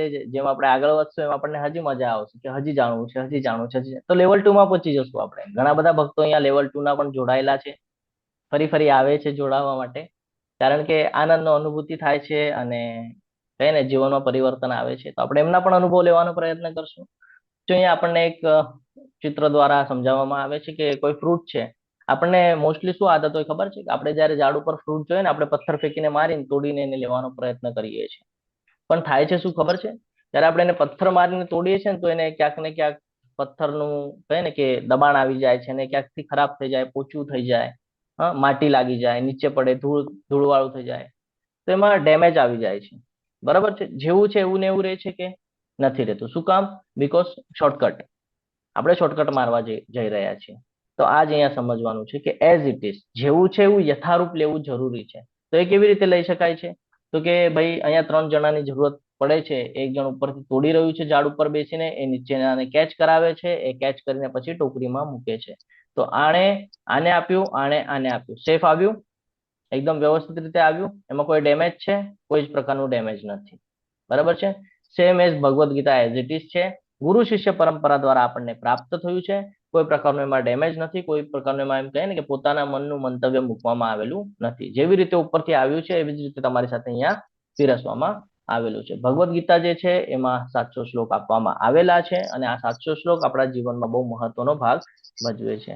હું આશા રાખું છું કે જો કોઈનું માઇક ઓન રહી ગયું હોય તો કૃપયા કરીને એને મ્યુટ કરવાનો પ્રયત્ન કરજો। તો જોઈએ આપણે, અને ભગવાન શ્રી કૃષ્ણ દ્વારા 574 શ્લોક બોલવામાં આવેલા છે જે આપણા માટે મહત્વનું જ્ઞાન ધરાવે છે। અર્જુનજી દ્વારા 84 શ્લોક બોલવામાં આવે છે જે આપણા તરફથી ક્વેશ્ચન કરવામાં આવેલા છે। સંજયજી દ્વારા 41 શ્લોક છે અને ધૃતરાષ્ટ્ર એક જ શ્લોક છે જેની શરૂઆત ધૃતરાષ્ટ્રથી કરવામાં આવે છે। કુલ 18 અધ્યાય છે, 700 શ્લોક છે। હરે કૃષ્ણ। પ્રથમ 6 અધ્યાય એને કર્મયોગ, બીજા 6 અધ્યાયને ભક્તિયોગ અને ત્રીજા 6 અધ્યાયને જ્ઞાનયોગ તરીકે અહીંયા જોવા મળે છે। આ એક સેન્ડવિચનું પિક્ચર છે, આ હંમેશા યાદ રાખવાનું છે। આપણને શું સમજાવે છે તો કે સેન્ડવિચ જે હોય એમાં ઉપર અને નીચે બ્રેડની સ્લાઇસ હોય અને વચ્ચે સ્ટફિંગ કરેલું હોય, તો જે સ્ટફિંગ છે એ બહુ ભાવતું હોય બધાને, કારણ કે એની અંદર ચીઝ ને વેજીટેબલ્સ બધું મૂકવામાં આવેલું હોય, એમાં છે ને અલગ અલગ જો એમાં દેખાય છે આપણને બધી વસ્તુઓ મૂકવામાં આવે, તો આપણને વચ્ચેનો પાર્ટ બહુ ભાવે, એમાં મસાલો ને બિસાલો ને બધું હોય ને એટલે આપણને ખૂબ ભાવે, તો આપણે એમાં વધારે ઇન્ટરેસ્ટ રાખીએ। એવી જ રીતે ભગવદ્ ગીતા છે, કર્મયોગ અને જ્ઞાનયોગ તો આપણે સમજશું, પણ જયારે ભક્તિયોગમાં આવશું તો આપણને એવું જ્ઞાન પ્રાપ્ત થશે જે આનાથી પહેલા આપણને પ્રાપ્ત નહોતું ને એ જ આપણા સફળતાની ચાવી છે। ભગવદ્ ગીતાને સમજવાનો મુખ્ય ઉદ્દેશ એવો છે કે એમાં 5 મહત્વના વિષયો આપ્યા છે। સૌથી પહેલું છે કે ભગવાન, આપણે દેવી દેવતા અને ભગવાન વચ્ચેનો તફાવત જ જાણતા નથી અને કૃષ્ણને ભગવાન શું કામ કહે છે એ આપણે સમજવાના છીએ ભગવદ્ ગીતાની અંદર। બીજું છે જીવ એટલે કે તમામ જેટલી પણ અહીંયા આપણને વ્યવસ્થાઓ જે ભગવાને કરેલી છે એની અંદર જે શરીર પ્રાપ્ત છે, જેમ કે આપણે છીએ, કોઈ કીડી મકોડા છે કે કોઈ ગાય, કૂતરો, એવું જે કાંઈ પણ છે, પ્રાણી, પશુ, પક્ષી, જે કાંઈ પણ, તો એ જીવ એક્ઝેક્ટલી છે શું? આવો પ્રશ્ન થયો નહીં હોય ને આનાથી પહેલા કે આપણે આવ્યા કેવી રીતે, આપણે છીએ કોણ, શું કામ આવ્યા છે, શું કરવાનું છે, કાંઈ જ ખબર નથી। તો કે એ પણ અહીંયા સમજાઈ જશે આપણને। જીવ એટલે શું? પ્રકૃતિ, તો કે આ જે કાંઈ પણ આપણને સૂર્ય, ચંદ્ર, હવા, પાણી, આકાશ, જે કાંઈ પણ આપણને જોવા મળે છે, અગ્નિ, ઝાડ, પર્વત, નદી, આ બધું શું છે? તો એ પ્રકૃતિ છે, એટલું જ ખબર છે। પણ એ પ્રકૃતિ છે શું કામ, એની જરૂરત શું હતી, તો એ પણ અહીંયા આપણને ખબર પડશે। બરાબર છે? કર્મ, આપણે જે કાંઈ પણ કરી રહ્યા છે એ ક્યાંક ને ક્યાંક કાઉન્ટ થઈ રહ્યું છે। હવે આપણને ખબર હોય ન હોય, પરંતુ થાય છે આપણી સાથે, જ્યારે આપણે આખું વર્ષ અભ્યાસ કરતા હોઈએ અને પછી જ્યારે એક્ઝામ આપીએ તો એમાં પાસ આઉટ થયા, કેવી રીતે ખબર પડે? આખું વર્ષ અભ્યાસ કરેલું છે। એવી જ રીતે જ્યારે આપણે જીવન વ્યતીત કરીએ છીએ તો એનું ફળ આપણને લાસ્ટમાં મળતું હોય છે, તો એ ફળ કેવી રીતે પ્રાપ્ત થાય એ અહીંયા આપણે સમજવાનું છે કે કર્મ કેવી રીતે કામ કરે છે। અને કાળ એટલે કે સમય, એના વિશે પણ આપણે જ્ઞાન પ્રાપ્ત કરશું. ચલો તો હવે આપણે શરૂઆત કરીએ ભગવદ્ ગીતાને સમજવાનું. પહેલા જ અધ્યાયને બે નામ આપવામાં આવેલા છે. એક છે કુરુક્ષેત્રનું યુદ્ધ ભૂમિ ઉપર સૈન્ય નિરીક્ષણ અને બીજું છે અર્જુન વિષાદ યોગ. તો આપણે શરૂઆત કરીએ. એક જ દ્રશ્ય પણ જુદી જુદી પ્રતિક્રિયાઓ આપણને જોવા મળશે. ધૃતરાષ્ટ્ર, દુર્યોધન અને અર્જુન એના વિશેનું આપણે થોડું જ્ઞાન પ્રાપ્ત કરશું. શરૂઆત થાય છે ધૃતરાષ્ટ્ર દ્વારા, એટલે અહીંયા કીધું છે કે ધૃતરાષ્ટ્ર ઉવાચ. ઉવાચ એટલે એમના દ્વારા બોલવામાં આવેલું છે. ધર્મ ક્ષેત્રે કુરુક્ષેત્રે સમવેતાયુયુત્સવ મામકા પાંડવાશ્ચૈવ કિમ કુર્વત સંજય. ધૃતરાષ્ટ્રજી બોલ્યા. ધૃતરાષ્ટ્રજીએ કહ્યું કે સંજય, કુરુક્ષેત્રના તીર્થસ્થાનમાં યુદ્ધની ઈચ્છાથી ભેગા થયા પછી મારા પુત્રો અને પાંડુના પુત્રોએ શું કર્યું? પ્રશ્ન પૂછે છે. ક્યાં? ધર્મ ક્ષેત્રે કુરુક્ષેત્રે. એ જે કુરુક્ષેત્રની યુદ્ધ ભૂમિ હતી ને, ત્યાં ધર્મનું મોટા મોટા યજ્ઞ કરવામાં આવેલા હતા અને એ જે ભૂમિ છે એ ભૂમિને એવી રીતે આશીર્વાદ મળ્યા હતા કે અહીંયા ધર્મ માટે જો કોઈ પણ કાર્ય કરવામાં આવશે તો હંમેશા વિજય એની જ થશે. આ ત્યાં કહીએ ને કે ભાઈ એવી રીતે આશીર્વાદ પ્રાપ્ત હતા. અને આ યુદ્ધ થઈ રહ્યું હતું એક ધર્મક્ષેત્ર ઉપર, કુરુક્ષેત્ર ઉપર. અને યુદ્ધમાં શું થઈ રહ્યું હતું? તો કે ધર્મ અને અધર્મનું જ યુદ્ધ હતું. એટલે એને શંકા થતી હતી. કોને? ધૃતરાષ્ટ્રને. કે ભાઈ યુદ્ધના મેદાનમાં તો છે, અમે તો અધર્મ તરફથી છીએ, છે ને, તો શું થશે હવે? ત્યાં તો એવી રીતે વરદાન છે કે ભાઈ ત્યાં જે લડશે એનો વિજય પ્રાપ્ત થશે. તો એને શંકા થવા માંડી. બીજી બાબત શું છે અહીંયા? તો કે ભાઈ પુત્ર મોહ જોવા મળે છે. કેમ પુત્ર મોહ જોવા મળે છે? તો કે મામકા પાંડવાશ્ચૈવ. જ્યારે કે કોણ હતા? કૌરવો અને પાંડવો કોણ હતા? હરે કૃષ્ણ. ભાઈ હતા. ભાઈ હતા. તો આપણે કોઈને જો સંબોધન કરીએ, આપણે કોઈને ઓળખ બતાડીએ તો શું ઓળખ બતાડીએ આપણે? કે મારો ભાઈ છે. બરાબર ને? એવી રીતે કહીએ તો મારા ભાઈના પુત્રો છે, આપણે એવી રીતે વર્ણન કરીએ. અહીંયા શું કરે છે? મામકા પાંડવાશ્ચૈવ. મારા અને પાંડુના, એટલે દુજા ભાવ કરે છે. કરે છે કે નથી કરતા? તો આ એક અહીંયા બીજો એક પોઈન્ટ આપણને મળે છે કે ભાઈ આ પણ એક કારણ છે કે પુત્ર મોહમાં આવી ગયા છે. તે પૂછી રહ્યા છે કે કુરુક્ષેત્રના તીર્થસ્થાનમાં યુદ્ધની ઈચ્છાથી ભેગા થયા પછી મારા અને પાંડુના પુત્રો શું કરે છે? તો ધર્મક્ષેત્ર છે એને આપણે આ એક એક્ઝામ્પલ દ્વારા સમજીએ. તો આપણા ઘરે બધાના ઘરે દૂધ આવે છે. એ દૂધમાં જો હું વિનેગર અથવા તો લીંબુ નીચવી દઉં તો શું થશે?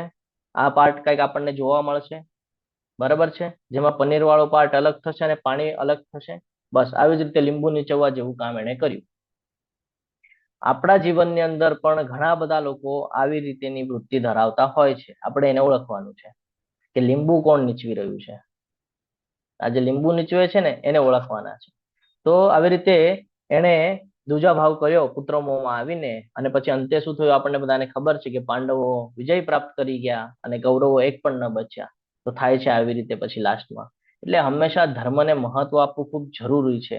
જો તમે ધર્મને મહત્વ નહીં આપો તો સફળતા પ્રાપ્ત નહીં કરી શકો. એ અહીંયા સમજાવે છે એક ઉદાહરણ દ્વારા. બીજું તો કે યુદ્ધ ભૂમિને કેવી રીતે જોઈ રહ્યો છે? તો 3 રીતે જોઈ રહ્યો છે. એક શંકાસ્પદ રીતે, બીજું ભયભીત થઈને અને ત્રીજું પક્ષપાત. શંકાસ્પદ એટલા માટે કારણ કે કુરુક્ષેત્ર છે, ધર્મક્ષેત્ર છે. હા, તો ત્યાં આપણી સેના કેવી રીતે જીતશે? કારણ કે આપણે તો અધર્મની તરફથી ઉભા છીએ. બીજું ભેદભાવ કરે છે. શું કામ? આ શક્તિ છે, પુત્ર મોહ છે, એટલે ભેદભાવ કરે છે. અને પક્ષપાતી, હું અને મારું. જ્યારે જીવનની અંદર આપણે હું અને મારું મારું કરવાનો પ્રયત્ન કરીએ છીએ ત્યારે આપણને નુકસાન થાય છે. થાય છે કે નહીં? હરે કૃષ્ણ. જ્યારે આપણે એમ કહીએ કે હું અને મારું મારું મારું મારું, ત્યારે નુકસાન થાય છે. આ હંમેશા સમજવાનું છે કે આ પક્ષપાતી જે છે એ પક્ષપાત કોઈ દિવસે કરવું ન જોઈએ. કે હું શ્રેષ્ઠ અને બીજો શ્રેષ્ઠ નહીં. તો આપણાથી શ્રેષ્ઠ પણ ઘણા બધા હોય છે. રાજાનો પણ રાજા હોય છે. ઘણા બધાને એમ લાગે કે હું રાજા છું, પરંતુ એ ભૂલી જાય છે કે પણ એ રાજાનો પણ રાજા છે. બ્રહ્માજીને એવી રીતે એકવાર થયું હતું કે ભાઈ હું તો સૃષ્ટિનો રચયિતા છું. તો ભગવાન શ્રી કૃષ્ણએ એક મીટિંગ બોલાવી હતી. અને મીટિંગની અંદર જ્યારે બ્રહ્માજી આવ્યા તો બ્રહ્માજીને બારે રોકવામાં આવેલું દ્વારપાલ દ્વારા કે ભાઈ અંદર નથી જવાનું, અંદર મીટિંગ ચાલુ છે. તો એ ક્રોધિત થઈ ગયા બ્રહ્માજી. તો ભાઈ મને શું કામ ખમાડો છો? મારી સાથે તો મીટિંગ છે, અંદર હોય કોણ? કે તેના અંદર મીટિંગ ચાલુ છે, તમને જાણ. તો ક્રોધિત થઈ ગયા કે હું તારી કમ્પ્લેન્ટ જ કરીશ હવે અંદર જઈને. ગયા, અંદર જઈને જોવે છે તો ઘણા બધા બ્રહ્માજી બેસેલા છે. ત્યારે એમનો જે એમ કહીએ ને કે અહંકાર છે એ તૂટી ગયો. તો એવી જ રીતે આપણી માટે પણ છે. અને અહીંયા પણ જોઈએ છે ધૃતરાષ્ટ્રનો અહંકાર કે ભાઈ ખાલી આંખોથી આંધળા નથી, તો પુત્ર મોહમાં આવીને એ મોહથી પણ આંધળા થયેલા છે આ શક્તિ અને સ્નેહના કારણે. તો આપણે જોવું જરૂરી છે કે ક્યારે ક્યારે આપણે ભૂલ કરીએ છીએ. એક તો સૌથી મહત્વનું છે કે શું યોગ્ય છે અને શું યોગ્ય નથી એ જાણવું ખૂબ જરૂરી છે. આપણે દરેક સાથે એવું થાય છે, ઘણા બધાના માતા પિતાઓ પોતાના બાળકની ઘણી બધી નાની નાની ભૂલ થતી હોય છે, પણ કોઈ દિવસે એને ટોકતા નથી, કોઈ દિવસે એને રોકતા નથી, અને હંમેશા શું કહે છે એની સામે, મારો દીકરો કોઈ દિવસે ખોટો હોઈ શકે નહીં. અને આ જ એને પ્રેરણા મળતી રહે છે કે મારા મમ્મી પપ્પા તો કાંઈ પણ થઈ જાય મને સપોર્ટ કરશે. અને એનાથી જ એની શરૂઆત થાય છે ખોટી બાબતોમાં. અને આવી માનસિકતા આપણને ધૃતરાષ્ટ્રના જેવી માનસિકતા તરફ દોરી જાય છે કે પ્રેમ હોવો સારી વાત છે, પરંતુ ધર્મથી ઉપર નહીં. શું કામ? કારણ કે જો અત્યારે નાના હશે ત્યારે જો એને ટોકશું નહીં, ત્યારે એને વ્યવસ્થિત રીતે સમજાવશું નહીં કે તારી આ ભૂલ છે, તો એ જ ભૂલ વારે વારે કર્યા કરશે. અને પછી એ ભૂલ એનું બીજ રોપણ કરશે અને એકવાર મોટું વૃક્ષ બનશે અને ભૂલો એના જીવનમાં ઘણું બધું નુકસાન લઈ આવે છે. એટલે આ સમજવું ખૂબ જરૂરી છે. આપણે નાની નાની બાબતોને ઇગ્નોર કરીએ છીએ કે જાવા દે, નાનો છે, જાવા દે, નાનો છે. નહીં, નાના હોય ત્યારે જ સમજાવવાનું છે કે આ ભૂલ છે, આ કરવાનું છે, આ નથી કરવાનું. બહુ મહત્વનું છે આ. આગળ વધીએ. જો હવે એના પુત્રનો મોહમાં આવીને એના પુત્રને એને સપોર્ટ કર્યો ને, તો એના પુત્રના વિચારો જો હવે કેવા થાય છે. પશ્યેતામ પાંડુપુત્રાનામ આચાર્ય મહતી ચમુમ વ્યુઢા દ્રુપદ પુત્રેણ તવ શિષ્યેન ધીમતા. શું કરે છે કે છે, હે મારા ગુરુ, જો પાંડુના પુત્રોની મોટી સેના તમારા બુદ્ધિશાળી શિષ્ય દ્રુપદના પુત્ર દ્વારા આટલી કુશળતાપૂર્વક ગોઠવવામાં આવેલી છે. હવે શું કરે છે? તમને બધાને ખબર હશે કે હવન ચાલતો હોય તો એ હવનમાં અગ્નિ વધારવા માટે છે ને સ્વાહા સ્વાહા કરીને શું નાખવામાં આવે છે? ઘી નાખવામાં આવે છે. ઘણા બધા લોકો આપણા જીવનની અંદર આવા બધા પણ પ્રાપ્ત થશે જે આપણા પ્રોબ્લેમ્સમાં ઉમેરો કરતા હશે.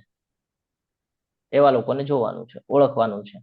શું કરે છે એ જે ગુરુ છે દ્રોણાચાર્ય, એ દ્રોણાચાર્યને એવી રીતે સંબોધન કરે છે કે જેને તમે આટલું નિપુણતાપૂર્વક ધનુર્વિદ્યા શીખવાડી, એક તો અર્જુન અને બીજું દ્રુપદ પુત્રેણ, દ્રુપદ રાજા એના પુત્ર દુષ્ટદુમ્નની વાત કરે છે. આ બંને વચ્ચે પણ એક કનેક્શન છે. એ બંને પેલા દોસ્ત હતા, દ્રુપદ રાજા અને દ્રોણાચાર્ય. આ બંને ફ્રેન્ડ હતા, એક બ્રાહ્મણ અને એક રાજા ક્ષત્રિય. એ બંને ફ્રેન્ડ હતા. એ બંને વચ્ચે એક એવી ઘટના થઈ હતી જેના લીધે આ લાભ ઉપાડી ગયા. તો આ એમ કે છે અહીંયા કે ભાઈ તમે જેને એટલું કુશળતાપૂર્વક શીખવાડ્યું છે, હવે એ તમારા મૃત્યુનું કારણ બનીને તમારા ઓપોઝિટમાં ઉભો છે.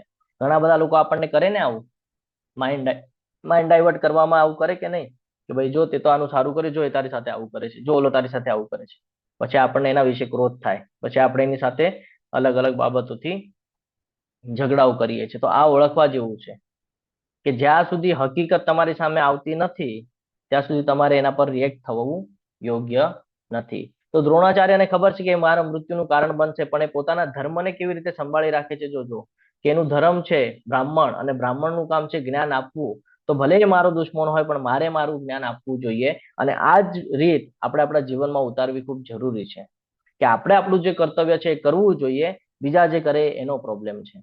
હવે તમે કહેશો પ્રભુજી એનાથી તો એ લોકો એમ સમજશે કે ભાઈ આ કમજોર છે. કમજોરનો વિષય નથી, સામેવાળાને ખબર પડે છે. જો તમે એક એક્ઝામ્પલ દઉં, હું તમારી સાથે ચર્ચા કરતો હોઉં અને હું તમારા પર ક્રોધિત થાવ, તમે રિએક્ટ થશો ને તો હું રિએક્ટ થઈશ. તમે રિએક્ટ જ નહીં થાય તો હું થોડી વાર બોલીશ અને પછી હું શાંત થઈ જઈશ. કેમ? કારણ કે તમે રિએક્ટ જ નથી થતા. આ શીખવા જેવું છે ભગવદ્ ગીતામાંથી કે ક્યાં રિએક્શન આપવાનું છે અને ક્યાં રિએક્શન નથી આપવાનું. તો અહીંયા શીખવા જેવું છે કે ભાઈ દ્રોણાચાર્ય છે એ વિરોધ નથી કરતા, એ ખાલી સાંભળી લે છે કે શું કહેવા માંગે છે અને રિએક્ટ જ થતા નથી. તો એને ઉશ્કેરાવાનું કામ કરે છે. તો ઘણા બધા લોકો આપણા જીવનની અંદર પણ આવી રીતે આવે છે જે આપણને ઉશ્કેરાવે છે. તો અધર્મી જે વ્યક્તિઓ હોય છે એ કોઈ દિવસે શાંત હોતો નથી. અહીંયાનું એક એક્ઝામ્પલ આપણને પ્રાપ્ત થાય છે. આપણી સાથે પણ એવું થાય કે કોઈ ગેરમાર્ગે પૈસા કમાવી લે, અને એવી બધી કૃતિઓ કરતો, એને એમ લાગે કે ભાઈ મેં બહુ પૈસા કમાવી લીધા. તમે એને સાચેમાં જીવન જોજો કેવું છે. જયારે કોઈ ખોટા માર્ગેથી પૈસા કમાવ્યા હોય અને ખાલી દરવાજો નોક પણ થાય ને તો એને લાગે કે ભાઈ ડિપાર્ટમેન્ટ આવ્યું. ડિપાર્ટમેન્ટ ઇન સેન્સ કે પોલીસ આવી.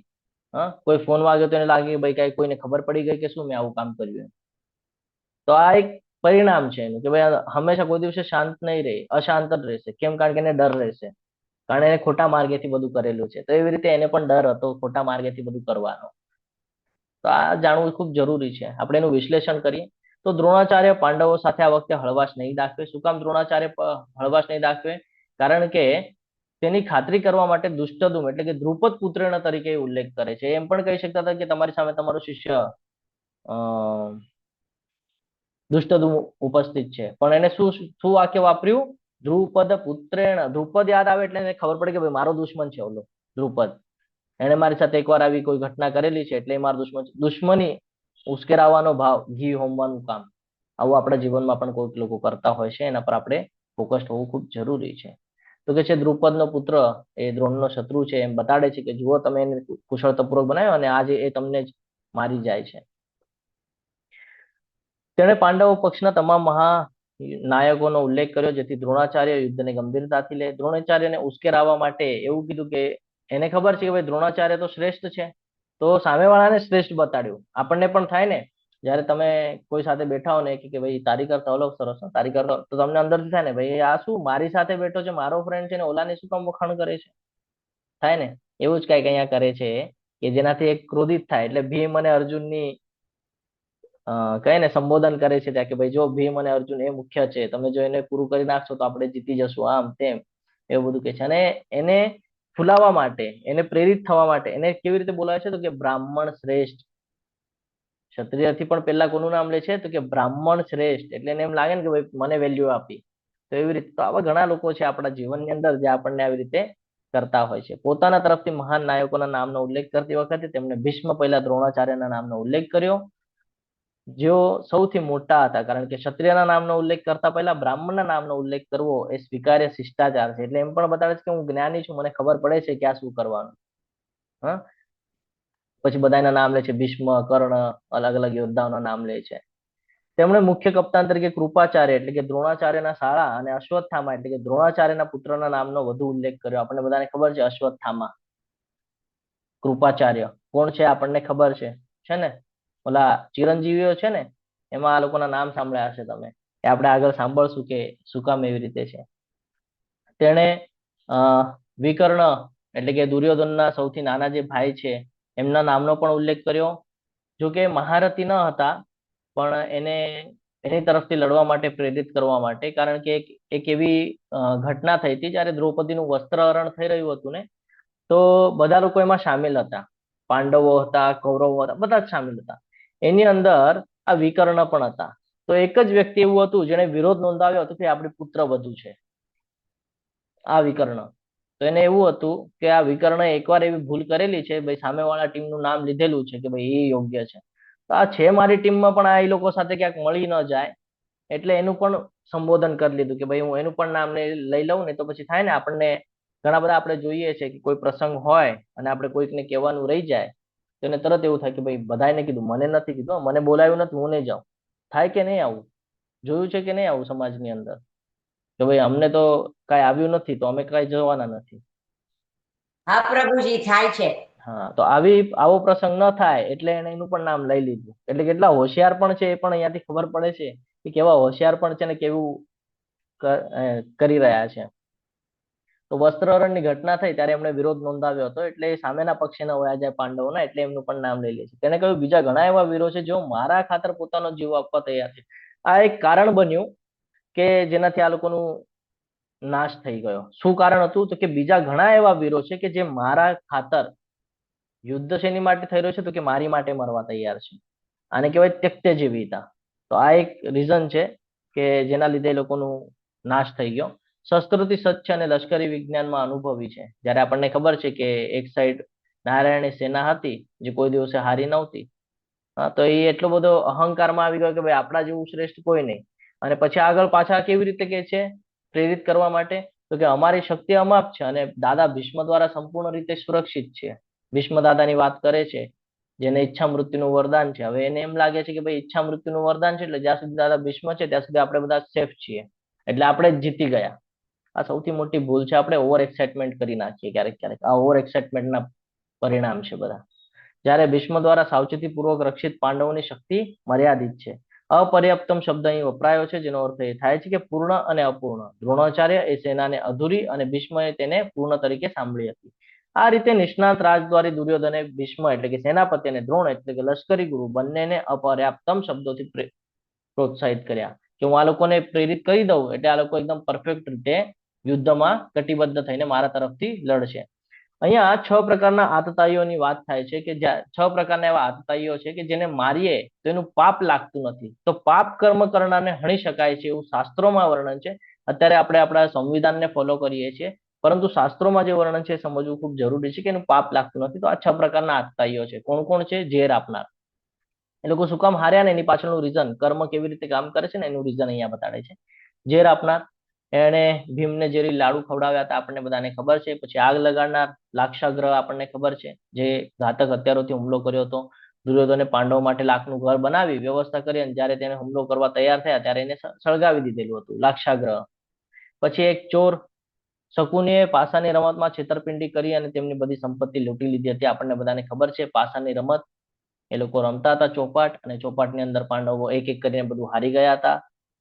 જે બીજાની જમીન પર કબજો કરે છે, તો કે ત્યારબાદ કૌરવે પાંડવોની જમીન ઉપર કબજો મેળવ્યો હતો. તો આ પણ આતતાઈઓમાં આવે છે. એટલા બધા ખરાબ કર્મ છે. આ લોકોને મારવાથી એમ કહેવામાં આવે છે કે ભાઈ પાપ લાગતું નથી, પણ અત્યારે આપણે સંવિધાનને ફોલો કરીએ છીએ. જે બીજાની પત્નીનું અપહરણ કરે છે, છેવટે તેઓએ દ્રૌપદીને એકવાર પાસાની રમત દરમિયાન અને બીજી વખત જ્યારે જયદ્રથ એનું અપહરણ કરવાનો પ્રયાસ કર્યો ત્યારે દ્રૌપદીનું અપહરણ કર્યું હતું.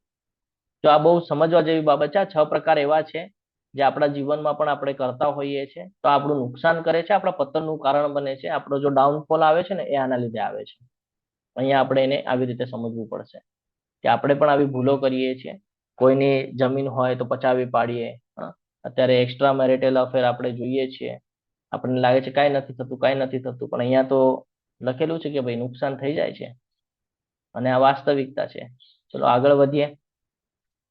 સઘોષો ધૃતરાષ્ટ્રાણામ હૃદયાની વ્યદારયિત નભશ્ચ પૃથ્વીમ ચૈવ તુમુલોભ્યનું નાદયન.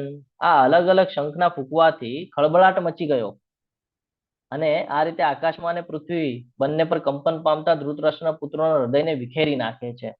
આ સમજવા જેવું છે કે ભાઈ જ્યારે શંખો ફૂંકાય છે, તો કેમ એવું બન્યું કે ભાઈ આ લોકોના હૃદયો બધા દ્રવિત થઈ ગયા અને આ લોકોને તકલીફ થઈ ગઈ? અધર્મ છે ને. હમણાં આપણે ચર્ચા કરી કે હું ખોટા કામ કરીને આવું અને પછી ફોન રનકે અથવા તો ઘરમાં દરવાજો ઠોકાય તો તરત બીક લાગે, કોણ આવ્યું ભાઈ, કોણ આવ્યું? એવી રીતે અહીંયા પણ થયું કે ભાઈ અધર્મની સાઈડ છે એટલે એ લોકોને તકલીફ થઈ. જ્યારે કે પાંડવો છે એ ધર્મની સાઈડ હતા અને ભગવાન શ્રી કૃષ્ણ એમની સાથે હતા એટલે તકલીફ થઈ નહીં. તો આ 9 પ્રકારના કારણો છે જેના લીધે આ લોકો યુદ્ધ જીતે છે. એનું સૌથી પહેલું કારણ છે એ યુદ્ધ ભૂમિ જેનું સિલેક્શન કરવામાં આવેલું છે, એ ધર્મ ક્ષેત્ર છે. એને એવી રીતે વરદાન મળેલું છે કે અહીંયા ધર્મ માટે જે કાંઈ પણ કરવામાં આવશે હંમેશા વિજય એને પ્રાપ્ત થશે, સફળતા પ્રાપ્ત થશે. એટલે ત્યાં યુદ્ધ થાય છે તો એ લોકો ધર્મ માટે યુદ્ધ કરી રહ્યા હતા, એટલે પહેલું કારણ. બીજું, દિવ્ય રથ કોણે આપેલો છે ખબર છે? આ રથ અર્જુનજીનો. હરે કૃષ્ણ. અગ્નિદેવે. હરિ બોલ. અગ્નિદેવ દ્વારા એમને પ્રાપ્ત હતો આ રથ. આ રથની પણ આપણે ચર્ચા કરશું લાસ્ટમાં. કપિધ્વજ, આ ધ્વજના ઉપર તમને જો એના ઉપર કંઈક અંકિત થયેલું દેખાય છે, શું છે ખબર છે? હનુમાનજી. એટલે જે હનુમાનજી છે, જે અષ્ટસિદ્ધિ 9 નિધિ વાળા છે, એ હનુમાનજી પોતે વિરાજમાન છે એના ઉપર. એ પણ એક રીઝન છે. પછી શંખનાદ, જે અલગ અલગ શંખ ફૂક્યા એનો જે નાદ થયો એ શંખનાદ. પશુપતાસ્ત્ર એટલે કે ગાંડીવ ધનુષ કોણે આપ્યું છે ખબર છે? અર્જુનજી પાસે. અર્જુનજી સાદા નથી, એની પાસે ઘણું બધું મહત્વનું છે. ક્યાંથી મળેલું ખબર છે? ગાંડીવ ધનુષ શિવજી પાસેથી. શિવજી સાથે એમનું યુદ્ધ થયું હતું અને યુદ્ધમાં એમને પ્રાપ્ત કરેલું હતું. આપણે એની પણ ચર્ચા કરશું. ત્યક્ત જીવિતા, જેમાં આપણે ચર્ચા કરી કે ભાઈ મારી માટે જીવ આપવા તૈયાર છે. સૌથી મહત્વનું એટલે મોક્ષદા એકાદશી, એટલે કે ડિસેમ્બર મહિનાની અંદર જે આવે છે એ એકાદશી હતી, મોક્ષદા એકાદશી. એ દિવસે આ ભગવદ્ ગીતા બોલાય છે અને એ દિવસે આ ભગવદ્ ગીતાનું કહીએ ને કે બહુ મહત્વ છે કે ભાઈ એ દિવસે આ જ્ઞાન આ ધરાતલ ઉપર ભગવાનના મુખેથી અર્જુનજીને સાંભળવા મળેલું છે. ભાગ્યલક્ષ્મી, તો ભાગ્યલક્ષ્મી એટલે આપણને બધાને ખબર છે, લક્ષ્મી એટલે પૈસા અને ભાગ્ય એટલે આપણું લક, બરાબર છે? તો જ્યાં કૃષ્ણ હોય છે ત્યાં લક્ષ્મી અવસ્થિત ઉપસ્થિત હોય છે. ઋષિકેશ, ઋષિકેશ એટલે શું? કોણ કહેશે? હરે કૃષ્ણ. અહીંયા ભગવાનને અલગ અલગ નામેથી સંબોધન કરવામાં આવેલું છે. ગુડાકેશ, ઋષિકેશ. ઋષિકેશ એટલે શું? તમારે ચેટ બોક્સમાં લખવાનું છે. સ્વામી, કૃષ્ણ ભગવાન. ઇન્દ્રિયોને જાણનાર, જીતનાર યસ પ્રભુજી. Yes yes. હા, તો અર્જુનજી જયારે આવી બધી સિચ્યુએશનો જોવે છે અને પછી ભગવાનને કહે છે કે ભાઈ મારે સૈન્યની વચ્ચે લઈને ચલો. હવે અહીંયાથી પાર્ટ 2 જોઈએ છે આપણે. હા, એનું જે બીજું નામ પડ્યું ને કે ભાઈ પેલું હતું કુરુક્ષેત્રની યુદ્ધ ભૂમિ પર સૈન્ય નિરીક્ષણ. તો સૈન્ય નિરીક્ષણ થઈ ગયું. હવે આવશે અર્જુન વિષાદ યોગ. એટલે શું થાય છે તો કે અર્જુનજી કહે છે કે ભાઈ મારે સૈન્ય નિરીક્ષણ કરવું છે અને તમે હવે બંને સેનાની વચ્ચે લઈને ચલો. મારે જોવું છે હવે કોણ કોણ ઉપસ્થિત છે. તો ભગવાન રથને લાવીને ઉભો કરે છે. તો સામે નજરે પડે છે દાદા ભીષ્મ અને આચાર્ય દ્રોણ, જેની પાસેથી જ્ઞાન લીધું છે એ, અને જેની પાસેથી નાનેથી મોટા થયા છે એ. અને પછી એની અંદર કોઈક એવી પ્રવૃત્તિ આવી જાય છે જે યુદ્ધ કરવા માટે રેડી છે ને, એ એક સેકન્ડમાં ના પાડી દે છે કે મારે યુદ્ધ નથી કરવું. આપણા જીવનમાં પણ આવું જ છે. જ્યારે આપણે જીવનમાં આગળ વધતા હોઈએ અને કોઈ સિચ્યુએશન આવે તો આપણે મૂકી દઈએ છીએ બધું, કહે કે ભાઈ હવે મારે નથી ભણવું, કે હવે મારે નથી કરવું, હા હવે તો હું કંટાળી ગયો. આવી બધી પ્રવૃત્તિઓ કરીએ છીએ આપણે. તો એ જ અહીંયા સમજાવે છે કે અર્જુનજી સાથે પણ આવી પરિસ્થિતિઓ થઈ છે, પણ અર્જુનજીએ કેવી રીતે હલ કાઢ્યો ને એવી રીતે આપણે પણ હલ કાઢવાનું છે. તો અર્જુનજીના શરીરના જુદા જુદા લક્ષણો તેની નમ્રતા, દયાળુ સ્વભાવના કારણે છે. શું થાય છે તો કે અંગોનું કંપન થાય, મોઢું સુકાઈ જાય, આખું શરીર ધ્રુજારી મારે, રૂવાડા ઉભા થઈ જાય, હાથમાંથી ગાંડીવ ધનુષ સરકી જાય, ત્વચામાં બળતરા થાય, પગ ઉભા રહેવામાં અસમર્થ અને મનનું ચંચળ થવું. તો આ 5 કારણો છે જેની માટે અર્જુનજીએ યુદ્ધ કરવાની ના પાડી દીધી. કરુણા, કોઈ આનંદ નથી, પાપ, કૌટુંબિક પરંપરા અને અનિર્ણાયકતા. તો આપણે સમજીએ કે શું છે. સૌથી પહેલું કારણ છે કરુણા. અર્જુને કહ્યું મારા પ્રિય કૃષ્ણ, મારા મિત્રો અને સંબંધીઓને મારી સામે આવી લડાકત ભાવનામાં હાજર જોઈને મને લાગે છે કે મારા શરીરના અંગો કાપી રહ્યા છે અને મારું મોં સુકાઈ રહ્યું છે. જોવા જઈએ તો અર્જુનજી એ લોકોને પોતાના આપ્ત સખિયા તરીકે જોઈ રહ્યા હતા. જ્યારે કે એ લોકો એની સાથે કેવી રીતેનું વર્તન કર્યું હતું? દુજા ભાવનું. હમણાં જ આપણે માનસિકતા જોઈ ગયા છે ને. એ લોકોએ કેવું વર્ણન કર્યું કે ભાઈ મામકા પાંડવાશ્ચૈવ, અને અહીંયા અર્જુનજી શું કે છે કે ભાઈ એ તો મારા આપ્ત સખિય છે. આ સમજવું ખૂબ જરૂરી છે કે એ લોકો કાંઈ પણ કરે છે પણ આપણે આપણી જે સિસ્ટમ છે ને એ ભૂલવાની નથી. કઈ સિસ્ટમ? તો કે ભાઈ આપણે કોઈ સાથે વાત કરીએ ને તો એના ઉપરથી એ ઓળખી જાય કે આ સંસ્કારી છે કે અસંસ્કારી છે. તો એનામાં એવા સંસ્કાર મૂકવામાં આવ્યા હતા જેના લીધે એમને કરુણા થઈ કે છેવટે છે તો મારા જ ને, અને આ લોકોને મારે મારવું મારી માટે યોગ્ય નથી લાગતું. તો કરુણાનો ભાવ આવે છે કે ભાઈ કરુણા થાય છે કે આ લોકોને શું કામ મારું યાર, આ લોકોને મારીને મને શું પ્રાપ્ત થશે? કોઈ આનંદ પ્રાપ્ત નહીં થાય. એટલે બીજું કારણ તરત પકડ્યું એમણે કે ભાઈ કોઈ આનંદ નહીં થાય હું આ લોકોને મારીશ તો. કે આ યુદ્ધમાં મારા પોતાના સગાઓને મારવાથી કોઈ કલ્યાણ કેવી રીતે પ્રાપ્ત થઈ શકે? હું જોઈ નથી શકતો કે મારા પ્રિય કૃષ્ણ, હું તેનાથી કોઈ વિજય, રાજ્ય કે સુખની પણ ઈચ્છા રાખતો નથી. એટલે એનું માનવું એવું છે કે આજે મારા આપ્ત સખિય છે જેની સાથે હું નાનાથી મોટો થયો, દ્રોણાચાર્ય હોય, ભીષ્મ દાદા હોય કે બીજા કોઈ હોય, જો હું આ લોકોને મારી નાખીશ અને પછી તમે મને રાજગાદી પર બેસાડશો તો કોઈ હશે જ નહીં. તો હું રાજગાદી ઉપર બેસીને કરીશ શું? કારણ કે યુદ્ધમાં તો માર્યા જાય ને ઘણા બધા, વીરગતિને પ્રાપ્ત થાય. કે જો એમાં લોકો વીરગતિને પ્રાપ્ત થઈ ગયા અને પછી મને રાજ્ય મળશે તો હું એ રાજ્યનું સુખ લઈને પણ શું કરું? આપણે હોઈએ તો નહીં ભાઈ પ્રોપર્ટીમાં મારો હિસ્સો છે, એનું કાંઈ પણ થાય મને મારો હિસ્સો જોઈએ. કરીએ જ કે નહીં આપણે આવું? આનો જવાબ આપણને આગળ મળશે. આ બધા જે અત્યારે પ્રશ્ન કરી રહ્યા છે ને અર્જુનજી કે ભાઈ આ રીઝન છે મારે યુદ્ધ નથી કરવું, એ હવે આવતીકાલે ભગવાન આપણને ક્લિયર કરાવશે કે શું કામ એ આવી રીતે વિચાર કરે છે અને શું કામ આવા વિચાર ન કરવા જોઈએ. એ ભગવાન આવતીકાલે કહેશે. જો આપણે આવા આક્રમકકારોને મારી નાખીએ તો પાપ આપણા પર કાબુ મેળવશે. તેથી ધૃતરાષ્ટ્રના પુત્રોને અમારા મિત્રોને મારવા આપણા માટે યોગ્ય નથી. આપણે શું મેળવવું જોઈએ? હે કૃષ્ણ, ભાગ્યની દેવીના પતિ, અને આપણે આપણા પોતાના સગાઓને મારીને કેવી રીતે ખુશ થઈ શકીએ? જો અહીંયા કે છે ભાગ્યના દેવીના પતિ, એટલે કે છે તમે મને જે સુખ આપવાની વાત કરો છો એમાં તો કોઈ સુખ નથી, કોઈ ભાગ્ય નથી એમાં મારું. કેમ? તો કે આ તો બધા મારા જ છે. દાદા ભીષ્મના ખોળામાં હું નાનાથી મોટો થયો છું. દ્રોણાચાર્ય મને ધનુર્વિદ્યા શીખવાડી છે. હા, એ લોકો ભલે મારા વિરોધમાં ઉભા હોય પણ આ લોકોને મારીશ તો આ તો આચાર્ય છે. ગુરુને મારવાનું પાપ નહીં લાગે મને? હા, દ્રોણાચાર્ય આટલું સરસ રીતે મને બધું શીખવાડ્યું છે, ગુરુ છે મારા, પાપ લાગશે? હા, દાદા ભીષ્મ, નાનાથી મોટો થયો છું એમની પાસે, એમના ખોળામાં રમ્યો છું અને એમણે મને બધું શીખવાડ્યું અને હવે હું એમને મારીશ, મને પાપ નહીં લાગે? વડીલોનું નુકસાન નહીં થાય? પાપ નહીં લાગે? મને બધા નામ નહીં મૂકે? એવી રીતે અહીંયા કહી રહ્યા છે. એકદમ જ્ઞાન જેવી વાતો કરી રહ્યા છે. કૌટુંબિક પરંપરા, પાછો એક પોઈન્ટ પકડ્યો એમને, કયો તો કે કૌટુંબિક પરંપરા. રાજવંશના વિનાશ સાથે શાશ્વત કુટુંબ પરંપરાનો નાશ થાય છે અને આ રીતે બાકીનું કુટુંબ અધાર્મિક પ્રથામાં સામેલ થઈ જાય છે. આ બહુ મહત્વનો મુદ્દો છે કે અર્જુનજી વિચાર કરે છે કે ભાઈ જો આ લોકોને મારીશ તો આમાં વીરગતિને પ્રાપ્ત કોણ થશે? તો કે જે પુરુષ વર્ગ છે એ જ થશે.